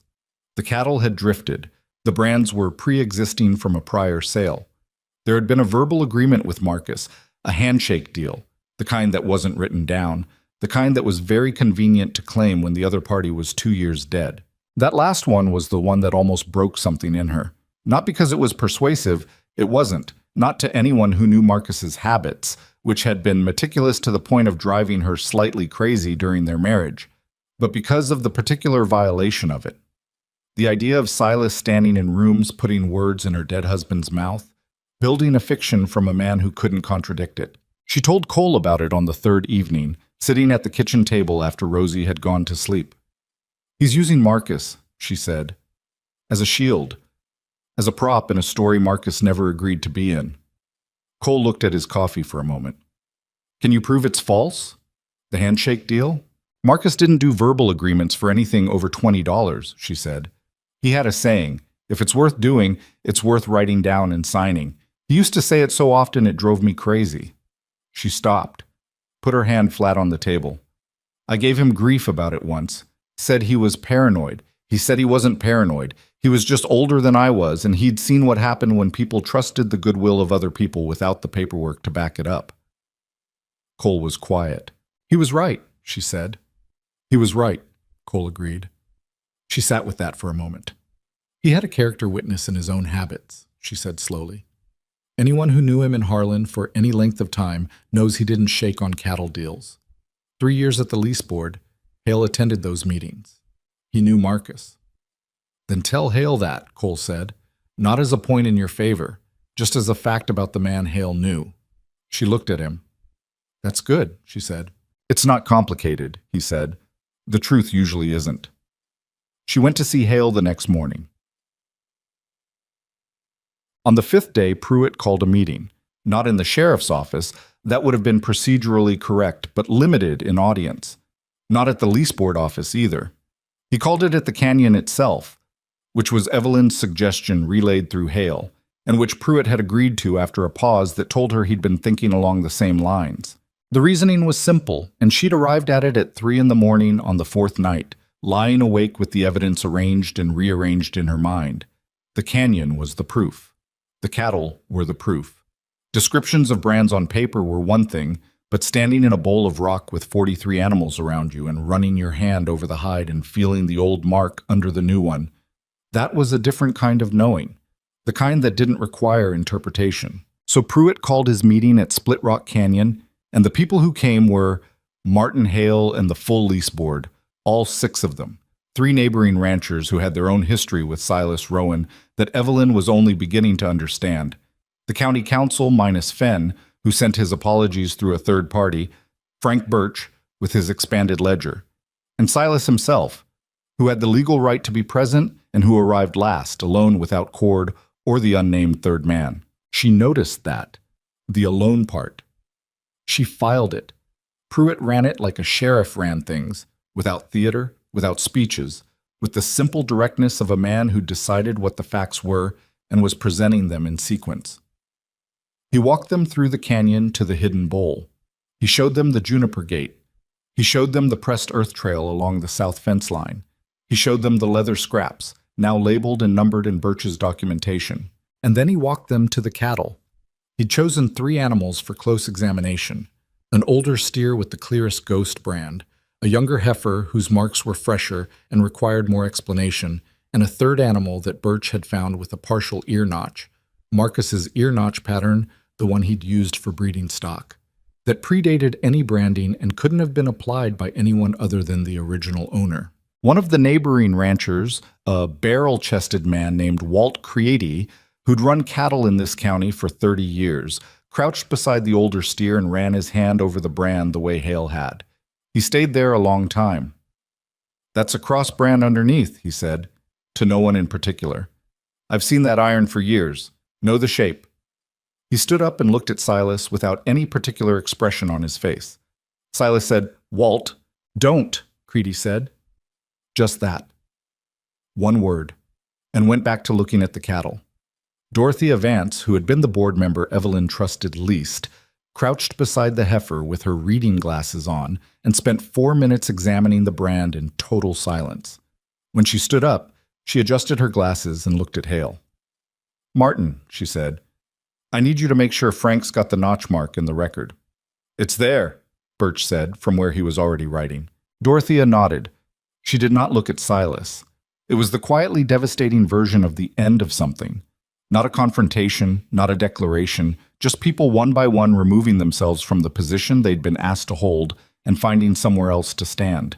Silas watched it happen. Evelyn watched him watch it. She thought about how this moment might go, had imagined it angry, imagined it loud, imagined accusations and counter-accusations and the messy human business of a man being caught. But he was very still. He stood at the edge of the group with his arms at his sides, and he watched the people who'd been in his corner for 2 years look at the evidence and move, quietly and without ceremony, away from him. She didn't feel satisfied. She kept waiting for satisfaction, and it didn't come. What came instead was a bone-deep exhaustion and something that might eventually become grief, for the years of it, for what had been taken, for Marcus's mark worn like a secret under someone else's iron. Pruitt spoke to Silas. Evelyn was on the other side of the canyon bowl and couldn't hear the specifics, but she watched Silas's face and she watched Pruitt's posture, and she understood the shape of the conversation from the outside. Pruitt asked. Silas answered. Pruitt asked again. The answers got shorter and then stopped being answers at all. Cole was beside her. "It's enough," he said quietly. "What's here?" "It's enough. For the cattle," she said. "For the lease board. I don't know yet if it's enough for the law." "That's Pruitt's job." "I know." He looked at her sideways. "You're not good at letting things be other people's job." "No," she said. "I'm working on it." He made a quiet sound that might have been the closest thing to a laugh she'd heard from him. And then, and she would not have predicted this, could not have staged it if she'd tried, Rosie moved. The girl had been standing at the canyon entrance the whole time, in her usual position, watching with her usual attention. No one had asked her to come further in. No one had introduced her or explained her or paid her much mind, because she was a child and she didn't speak, and the adults had other things demanding their focus. But now she walked forward, through the group, past Hale and Birch and Walt Creedy and Dorothea Vance, past the 3 council members, between the cattle who shifted and led her through, until she reached the older steer, the one Creedy had examined, the one with the clearest ghost brand, and put her small hand on its flank. Everyone was watching her now. She looked at the brand. Then she looked at Silas Rowan across the canyon bowl. Her dark eyes found his face and held it, and Evelyn was reminded of the first morning when she'd looked at Silas from across the yard. Steady, direct, without the need to flinch that adults sometimes had. Silas looked back at her. Something happened in his expression. Not guilt, exactly. She didn't think Silas Rowan had the particular equipment for guilt, but something. The recognition of being seen by something too simple and too clear to argue with. And then Rosie did what she hadn't done in 3 years. She spoke. One word, quiet. In the hush of the canyon, it carried to everyone present without her having to raise her voice. Hers, she said. Her hand was still on the steer's flank. Her eyes were still on Silas. The canyon was so quiet after that word that Evelyn could hear the seep water moving in the far wall. Cole made a sound beside her, something that wasn't a word, something that came from somewhere below words. She glanced at him, and his jaw was tight, and his eyes were wet, and he was staring at his daughter with the expression of a man who has been waiting for something for so long that when it finally arrives, he doesn't know where to put it. Walt Creedy cleared his throat. Dorothea Vance took off her glasses and rubbed the bridge of her nose. Martin Hale looked at Rosie for a long moment, then at Evelyn. Then he said, Frank, make sure you've got all of this. I've got it, Birch said. His voice was slightly rough. All of it. Silas left the canyon before Pruitt formally concluded the meeting. He simply walked to his horse at the entrance and mounted and rode north, and no one stopped him, because Pruitt knew where to find him, and Silas knew that Pruitt knew. And some endings happened that way, not in a moment of confrontation, but in a man calculating what was left and finding the number too small to fight. Pruitt would file his report with the county attorney. The process from there would be slow and imperfect, and there would be moments when the outcome felt uncertain, because that was the nature of law in a small county where influence moved like water through the cracks of every institution. Evelyn understood that, but the canyon had 23 witnesses and a 7-year-old girl's single word and 43 animals wearing the evidence on their skin, and that was the kind of truth that didn't need her to keep holding it up. It could stand on its own now. She walked to Cole. He was still watching Rosie, who was still standing beside the old steer with her hand on its flank, looking at the place where Silas had been. Cole, Evelyn said. He looked at her. His eyes were dry now, but the expression underneath was still raw. She's all right, Evelyn said. Not because she was certain, because it was what he needed to hear from someone outside himself, and because everything she'd seen in 3 days suggested it was probably true. He nodded, pressed his mouth into a line, nodded again. Rosie took her hand off the steer and walked back toward them. She stopped in front of her father and looked up at him, and he crouched down to her level, and they looked at each other for a long moment in that particular language they had that required nothing Evelyn could hear. Then Rosie leaned forward and put her head briefly against his shoulder. He put one hand on her back, gently, and closed his eyes for just a second. Evelyn looked away. Gave them that. The canyon held its silence around all of them. The cattle and the witnesses and the documented truth and the slowly settling dust of a long-running wrong that had finally been brought into the light, where it couldn't pretend anymore to be anything other than what it was. It wasn't over. There was still the lease board decision, still the county attorney, still the long administrative process of claiming back what had been taken. But the hiding was done. The secret gate in the juniper trees had been found and walked through and documented and witnessed, and no one was going back to pretending it wasn't there. That at least was finished. And sometimes finished was enough. The county attorney's name was Harold Voss, and he was not a fast man. Evelyn had known this going in. Voss had been practicing law in Harlan County for 26 years, and he had developed in that time the particular deliberateness of a man who had seen what happened when things moved too quickly. Corners cut, details missed, cases built on momentum rather than foundation that then collapsed at the precise worst moment. He was thorough to the point of being maddening, and she made her peace with that in the first week and reminded herself of it every day of the 2 weeks that followed. Pruitt's report went to Voss on a Thursday. Voss spent 4 days reading it before he called anyone. Then he called Birch, then Hale, then Evelyn, then the 3 neighboring ranchers who'd been in the canyon, separately, methodically, asking the same questions in slightly different orders the way experienced lawyers did to check whether the answers stayed consistent. They did. Silas had retained a lawyer from outside the county, a man named Aldrich, who came up from the Southern Territories with a leather briefcase and a reputation for making evidence look ambiguous.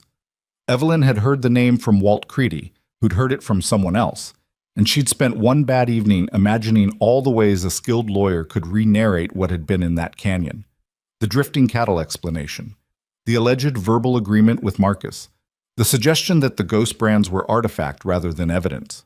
She'd gone to bed that night with all of it unresolved and woken up the next morning and done what she always did. Made coffee, went outside, walked the fence line. Because she had learned over 2 years that the work was the only honest answer to the things she couldn't control. The fence didn't care what Aldrich's reputation was. The cattle needed water regardless of what arguments were being constructed in a lawyer's office somewhere south of Harlan. Cole had stayed. She hadn't asked him to, and he hadn't announced it.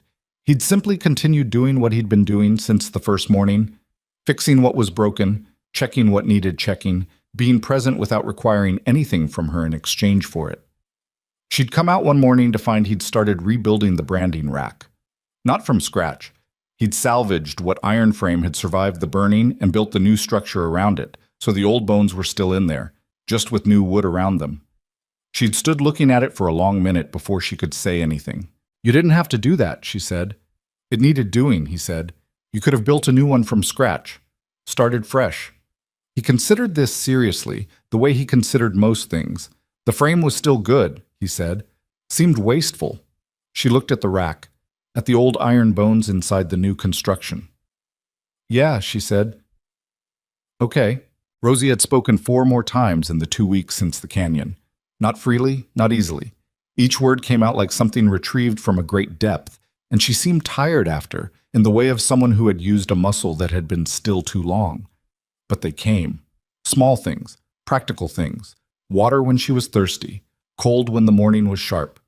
Once, sitting at the kitchen table while Evelyn was working through her documentation for Voss, the girl had looked at the papers spread across the table and said a lot, which was accurate enough that Evelyn had laughed, genuinely, not politely, and Rosie had looked briefly startled and then made a small expression that might have been the preliminary stages of a smile. Cole had watched all of this from his usual position of stillness, and Evelyn had watched him watching, and she thought about what it meant to wait 3 years for someone you loved to come back from somewhere you couldn't follow them. About the particular loneliness of that. She'd had her own version of it, not the same. Grief and silence were different countries, but adjacent enough that she thought she understood the shape of it, even if not the specifics. She didn't say any of this to Cole. They were not people who said those kinds of things easily, but she thought it, and she let it inform how she moved around them both. And maybe that was enough. Voss called her into his office on a Tuesday morning in early November, 3 weeks and 2 days after Pruitt's report had been filed. She sat across his desk in the chair that smelled of old leather, and waited while he arranged his papers in the particular sequence he preferred before speaking. Outside his window, the main street of Harlan was going about its morning. Wagon wheels on dry ground, someone's dog crossing the road, the sound of the grain mill starting up on the south end of town. "Mrs. Cross," Voss said. He folded his hands on the desk. "I've completed my review of Sheriff Pruitt's report and the supporting documentation from Mr. Birch's records." "Yes, sir." "I want to be direct with you about what the law can and can't do here, because I think you deserve the straight version." She didn't say anything, kept her hands still in her lap. "What Pruitt found in Split Rock Canyon is significant. The rebranding evidence is solid, particularly in combination with the leather scraps, the access point documentation, and the witness accounts. The original brand scars have been independently confirmed by 3 experienced cattlemen who testified to recognizing the cross iron." He paused. "That gives us a strong foundation for livestock theft charges against Silas Rowan." "But," she said, "but," he unfolded his hands, Aldrich is going to argue that the physical evidence doesn't prove Silas's direct involvement, that cattle can be moved and branded without the knowledge of the brand's owner. It's a standard defense, and it has merit as an argument even when it's not true. The question is whether we have enough to counter it. Do we? Voss was quiet for a moment. Cord talked, he said. She went very still. Len Pruitt had a long conversation with him 2 days ago. Cord's been with Silas for 6 years, and he's made the calculation that 6 years of loyalty isn't worth the weight of what he's looking at if this goes to a full criminal proceeding. Voss looked at her steadily. He gave Pruitt dates, locations, and specifics, including the fact that the branding rack at Iron Ridge was burned on Silas's instruction by Cord himself, with the intent to create evidence suggesting mismanagement or criminal activity by you. The room was quiet. Evelyn thought about the ash pile, about standing in it at dawn with her hands steady and her mind already moving, about the boot print with the star-shaped repair that she'd recognized and documented and taken to Hale before Silas could decide what it meant. What does that mean for the charges? She said. It means we have a cooperating witness with direct knowledge. It significantly changes the calculus. Voss picked up a paper. Aldrich received notice this morning. I expect the defense posture will shift considerably in the next few days. Is Cord going to be all right? She said. Voss looked at her over the paper. The question seemed to land differently than he'd expected. He committed a crime on that property, she said. I know that. But he's also the reason the rest of it holds. I want to know if the law is going to bury him for doing the right thing eventually. Voss set the paper down. Pruitt is recommending leniency given the cooperation. I'm inclined to agree. She nodded. Good. Mrs. Cross. He leaned forward slightly. I want to say something that's outside my professional role here, which you can take or leave as you choose. Go ahead. What you built. The documentation, the evidence trail, bringing Hale into the canyon with witnesses before anyone could disturb it. Most people in your position wouldn't have thought to do that. Most people would have ridden to the sheriff first and lost half the evidentiary value in the process. He looked at her directly. You built a case before you knew you were building one. That's not luck. That's discipline. She thought about Marcus's saying, if it's worth doing, it's worth writing down. Thought about 2 years of learning the hard way that the people who wanted what you had were always better prepared for the fight than you expected. And the only answer to that was to be more prepared than they anticipated. I learned it from someone, she said. Voss nodded. The lease board meets Thursday, he said. Given the current state of the evidence and Cord's testimony, I don't anticipate any challenge to your continued management, but I wanted you to hear it from me first rather than from the meeting. She sat with that for a moment. Thursday was 2 days away. 2 days until the board made it official. 2 days until the piece of paper that had been held over her head for 3 weeks was signed and filed and done. Thank you, Harold, she said. He made a small sound of acknowledgement and picked up his next file, which was his version of a warm farewell, and she got up and went out into the main street of Harlan and stood in the thin November sunlight for a moment, just standing, not needing to be anywhere for the first time in 3 weeks. The lease board meeting on Thursday was nothing like the first one. That first meeting had been held in her yard under the pressure of a noon deadline, with Silas at Hale's shoulder and the weight of 2 years of doubt sitting on every word she said. This one was held in the board's office on the second floor of the county building, at a table, with chairs. Birch had his ledger. Hale had his coffee. The other board members were present and attentive in the way people were attentive when they understood that what they'd almost done 3 weeks ago required a certain reckoning with themselves. Dorothea Vance was the one who surprised her. At the end of the session, after the formal vote, after Hale had read the determination into the record, after Birch had prepared the paperwork, Dorothea waited while the others filed out and then came to stand beside Evelyn at the table. I want to say something, she said. All right, Evelyn said. I was wrong. She said it without preamble, without softening. Not about the evidence. I didn't have the evidence to be right or wrong about, but I was wrong in the way I approached your situation from the beginning. I treated you as a problem to be managed rather than a manager to be evaluated. She met Evelyn's eyes. That's not the same thing, and I knew the difference, and I made the easier choice. Evelyn looked at her. Dorothea Vance was 63 years old and had been on this board for 12 years, and had probably made 100 small accommodations to the way things worked in Harlan that had added up over time to this one larger failure. That was how it usually went. Not one dramatic decision, but a sequence of smaller ones that each seemed reasonable in the moment. "I appreciate you saying so," Evelyn said. "I'm not asking for anything," Dorothea said. "I'm not asking you to say it's all right because it wasn't. I just wanted it said." "All right," Evelyn said. "It's said." Dorothea nodded once and left. Evelyn stood at the table alone for a minute, the paperwork in front of her. The determination of the board, signed by all 6 members including Dorothea, confirming Iron Ridge Ranch's operational lease in the name of Evelyn Cross, sole manager, for a renewed term of 10 years. She picked up the pen, her name in her own handwriting, on her own land, in her own right. She'd thought this moment might feel like something enormous, like the end of something that had taken everything she had. And it did. But it also felt smaller than she'd imagined, more ordinary, because the truth was that the moment she'd understood she was going to fight, really understood it, down in the place where decisions actually got made, had been 3 weeks ago in her kitchen doorway, looking at a drifter on a horse who was patient enough to wait at her gate without pushing through. The pen went down. The paper went into the ledger. Frank Birch filed it without ceremony. She walked out of the county building into the November afternoon and found Cole sitting on the bench outside with Rosie beside him, the girl drawing something in the dust with the toe of her boot. He looked up when she came out and read her face and didn't ask the question. "Done?" he said. "Done," she said. Rosie looked up from her dust drawing. She looked at Evelyn for a moment, and then she said, "Good." Simple. Direct. The word of someone who had been following the arc of the story with full attention and had reached her own conclusion. Cole looked at his daughter and then back at Evelyn, and there was something in his face that she'd started to recognize over the past 3 weeks. Something that had nothing to do with the ranch, or the legal situation, or the work.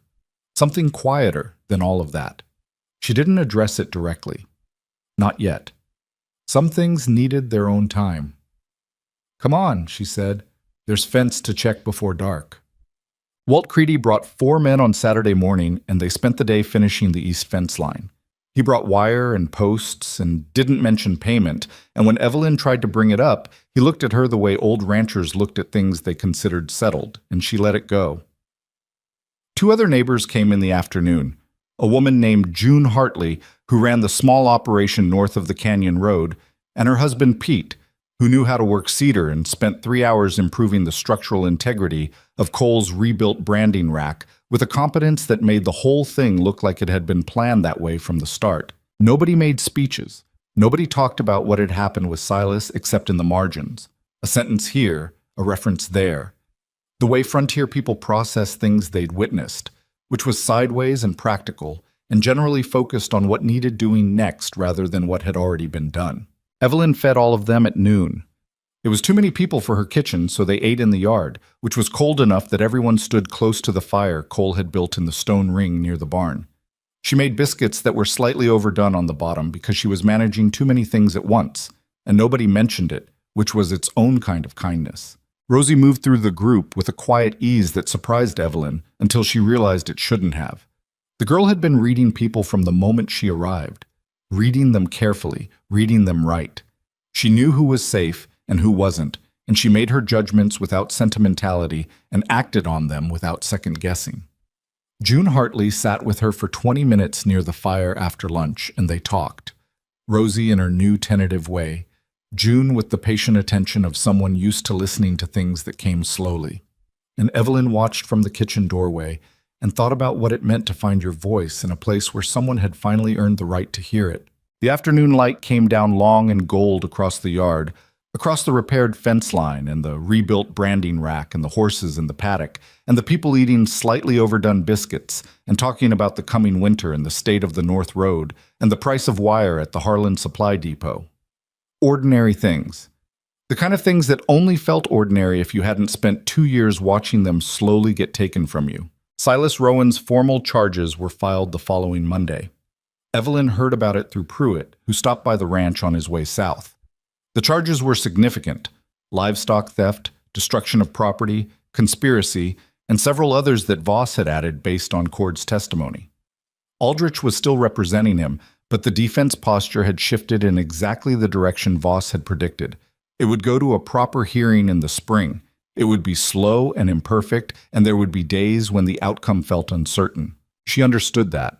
She'd made her peace with the gap between finding the truth and seeing it fully adjudicated, because the gap was real, and pretending otherwise would only make it harder. What she knew, what she held on to, was that the question of who managed Iron Ridge Ranch had been settled. The cattle were back on her pasture, the records corrected, the original brands redocumented in Birch's ledger. The work of reclaiming the ground that had been taken from her was ongoing and would be for a while, because 2 years of neglect and deliberate undermining didn't reverse in 3 weeks. But it was her work now, hers to do on her own terms, at her own pace, with the people she chose around her. That was not a small thing. On the last evening of November, after the neighbors had come and gone and the fence was done and the yard was quiet again, Evelyn sat on the porch steps with her coffee and watched the last light leave the sky. Cole came out of the barn and stopped in the yard, looking at the same sky, and after a moment he came and sat on the steps below her, one step down, which was where he always sat when they talked out here, which was a small thing but a considered one. They sat in silence for a while. The silence between them had changed over the weeks. In the beginning, it had been the silence of two strangers being careful with each other. Now it was something else. Not comfortable exactly, because there were still things unsaid, but honest. The kind of silence that didn't need to be filled to be worthwhile. "You're going to stay," she said. Not a question. He was quiet for a moment. "If that's all right." "It's all right." She looked at her coffee. "I want to say something, and I want to say it once and clearly so there's no confusion about it." "Okay." "This is my ranch," she said. Mine. Not ours, not yours, not anyone's, but mine. That's not going to change, and I'm not looking for it to change." "I know that," he said. "I'm not looking for someone to take over something. I'm not looking for someone to rescue something either. I already did that part." She looked at him. "I'm just telling you what it is, so you can decide if you can live with it." Cole looked at the dark ridgeline for a moment. "I came through your gate 3 weeks ago with a broke-down horse and a kid who hadn't spoken in 3 years, he said. "I'm not under any illusions about what I have to offer a woman who just built a legal case from scratch and faced down a land grab by herself." He paused. "I can work. I can stay where I'm put. I'm not going to try to own something that isn't mine." He turned and looked at her. "That's what it is from my side, if you want the clear version." She looked at him. "That'll do," she said. He nodded. Looked back at the ridge. Rosie's light was still on in the spare room. She'd been given a proper bed now. Evelyn had moved things around to make the spare room hers, a decision that had been made without a formal conversation and had become simply true. Through the window, Evelyn could see the girl's shadow moving, still awake, still thinking, still reading whatever world she found inside her own head. She thought about what Rosie had said in the canyon.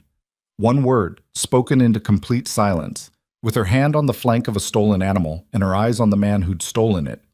Hers. Not justice, not accusation, not even argument. Just the plain statement of what was true, delivered by someone with no stake in the outcome except the truth itself. And somehow it had landed harder than everything else combined, harder than the ghost brands and the leather scraps and the boot print and the legal documentation, because it was so utterly without strategy. Children didn't understand the chess game. They just looked at a thing and said what they saw. Evelyn thought that was maybe what had been missing from her own approach for the first 1.5 years after Marcus died. That plain directness. She'd been so busy calculating how things would be received, so preoccupied with managing perceptions and working around Silas's influence and anticipating his next move, that she'd sometimes lost track of the simplest version of what was true. She'd found it eventually, or it had found her, or maybe having Cole and Rosie around had reflected something back at her that she'd needed to see. She didn't know which it was. Probably some of all of them. The branding rack stood in the east yard, visible from the porch, its new wood pale against the dark. The old iron frame inside it, the part Marcus had built, showed at the joints where the wood met it, darker, seasoned, holding the new structure the way old things sometimes held new ones, giving them something to build against. She thought about Marcus saying if it's worth doing, it's worth writing down. Thought about everything she'd written down in the past 3 weeks. Thought about the documents in the tin box under the bedroom floor. The deed, and the letter, and the pocket watch, and now the renewed lease with her own name at the bottom, signed in her own hand. She thought about what it cost to stay in a place. Not financially. She understood that arithmetic well enough. But the other cost. The one you paid in mornings where you got up before light and did the work before you were ready to do it, in winters where the isolation pressed in like weather, and the particular loneliness of carrying something that no one else could carry for you. She'd paid that for 2 years and would pay it for years to come because that was the nature of the thing she'd chosen. It was hard, and it was hers, and she was not willing to give it up for comfort or convenience or anyone's idea of what made sense for a woman in her position. The frontier had not been kind to her. It had taken her husband and tried to take her land and had spent 2 years working on her reputation with the quiet persistence of water finding cracks. But it had also given her this, the knowledge of what she was made of. Not the knowledge she'd had before Marcus died, the assumption of it, the untested belief that she was capable and strong and would manage whatever came. The real knowledge, the kind that came from actually going through something and discovering that you were still standing on the other side. That was worth something. It was worth exactly as much as it had cost, which was considerable. Cole stood up from the step below her. "Cold," he said. "Yes." He went inside. She stayed. She sat with her cold coffee and the dark ridge and the pale new wood of the branding rack and the light still on in Rosie's window, and she felt the ranch around her the way she used to feel it in those first quiet mornings with Marcus. The breathing of it, the particular aliveness of a piece of land that had been worked and cared for and was returning the investment slowly, in its own time, on its own terms. Iron Ridge Ranch. Her name on the lease. Her work in the ground. Her future, unwritten and unremarkable and completely hers. She wasn't going anywhere. She got up off the steps, took her cold coffee inside, and closed the door.